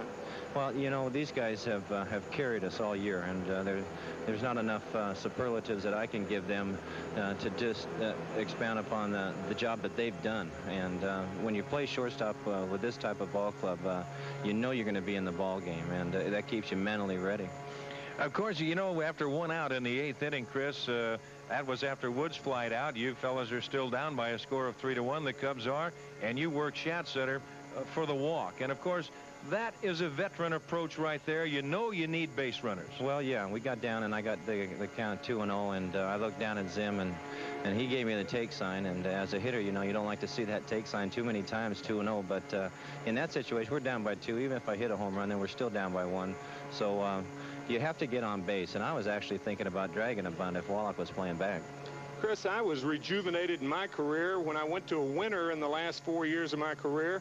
And it's got to be kind of a rejuvenation process you're going through right now. Yeah, I think I came back from the dead during the off season. It's been a long year, but it's proven one thing to me, and that's the perseverance that I had in myself, and the belief that I had in myself that a lot of hard work was it pays off, and then to get with a winning ball club is one thing, and this ball club is just yeah, and I owe a lot to the organization, so I'm just happy to be here.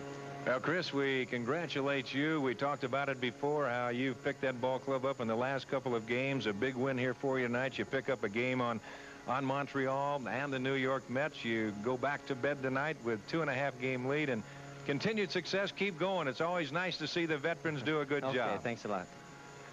And we'll be back and talk about the U.S. Open in just a moment. To win the U.S. Open Golf Championship, I recommend 2 very important items. A red-hot putter. Here he is putting for another birdie. And looking very, very good. In the hole. And a clean white towel in case you incur enemy fire. He surrenders. Now, I'm really ready for him this time. The U.S. Open and ABC Sports are winning twosome.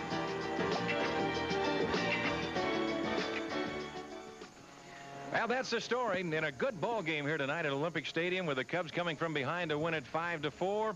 And the skipper of the Chicago Cubs down in the dugout with us, Jimmy Fry. Jimmy, congratulations. I tell you, I don't know how the Jaws held out, but you were chomping. I was chomping right. We didn't get much going there early. It didn't look like we were going to do anything with Schatzeder. But we got a little good fortune with Sandberg's ball up the middle, and then, of course, Moreland got a big base hit for us. Jimmy, last year, I never will forget doing the ABC playoffs along with Don and being in the stands and being underneath the stands when I saw you walking over to the San Diego locker room to congratulate manager Dick Williams, who won the National League last year. Yeah. What was your feeling going into spring training this year? And obviously 5 months gives you a lot of time to forget, doesn't it? Well, I don't know if you ever forget those things, but going into spring training, what you got to do is try to get the ball players to forget it. And I tried to talk to everybody and tried to use that disappointment as a motivation for us to try to do better in '85. And we've been talking about it all spring. We know it's a long season. You got to work hard to get to the playoffs. But that's what we're going to try to do, and we're going to try to do it better this year. Jimmy, you talked about the base hit by Moreland, or by Moreland, also by Sandberg. But I'll tell you one thing. When I saw Richie Hebner come up there and the great job of hitting that he did, and we all know the type of hitter that Hebner is when he just that little serve to the left side. Yeah. There's a key base hit. Well, that was a key base hit. I think he was looking for a fastball, trying to pull it in the hole, and and he just got fooled. I talked to him afterward. He said he couldn't imagine. He just slapped at it, but that was another case of good luck. Well, Jimmy, thanks so much, and continued good luck to you. Thank you very much. Well, that was it, and once again, the final score. The Cubs win it by a score of 5-4. Right there, you see the totals on the game tonight: 5-6-0 for the Cubs, and for Montreal, 4-8-0. Fontenot, the winner, 1-1. Reardon takes the loss, his record 2-2, and Big Lee Smith with his 14th save of the year. Home runs in the ball game tonight. Davis at his 5th. Ron Say, that turned out to be the decisive blow. His 12th home run of the year, and Wallach hit his 4th. So for Tim McCarver, I'm Don Drysdale saying good night from Olympic Stadium in Montreal. Once again, 5-4 Cubs. Now stay tuned next for ABC News Nightline, immediately following your late local news, except for the West Coast. Tonight on Nightline, Klaus von Bülow's stepchildren. They still think he's guilty. The executive producer of ABC Sports is Roone Arledge. Tonight's game was produced by Kurt Gowdy Jr., directed by Larry Cam, technical director Mike Blazo, associate director Garland Simon, technical director Tony Versley, unit manager, that's Maria Acevedo. telecommunications manager Hal Schmitz, assistant to the producer Tony Tortorici and Emily Deutsch. This weekend on ABC Sports, we bring you the U.S. Open for the 20th consecutive year. We'll present the third and final rounds of the championship live. Exclusive coverage this Saturday and Sunday, June 15th and 16th, beginning at 2 o'clock. ABC's Monday Night Baseball and ABC Sports Exclusive has been brought to you by Chevrolet. See today's Chevy, drive today's Chevy, live today's Chevy. By Budweiser, for all you do, this Bud's for you. By Mr. Goodwrench and General Motors Parts, and by the makers of Gatorade Thirst Quencher. When you've got a thirst, that goes clear down to your toes. Recharge with Gatorade. Travel arrangements made through and a promotional fee paid by United Airlines. Flying is United's job, and United is now serving 50 top cities in the United States. This has been a presentation of ABC Sports, recognized around the world as the leader in sports television. This is ABC. Eyewitness News at 10 is next. California investigators think they've uncovered a murder cult that may have tortured and killed more than 24 people. Then a verdict in the case of Klaus von Bülow, charged with killing his socialite wife.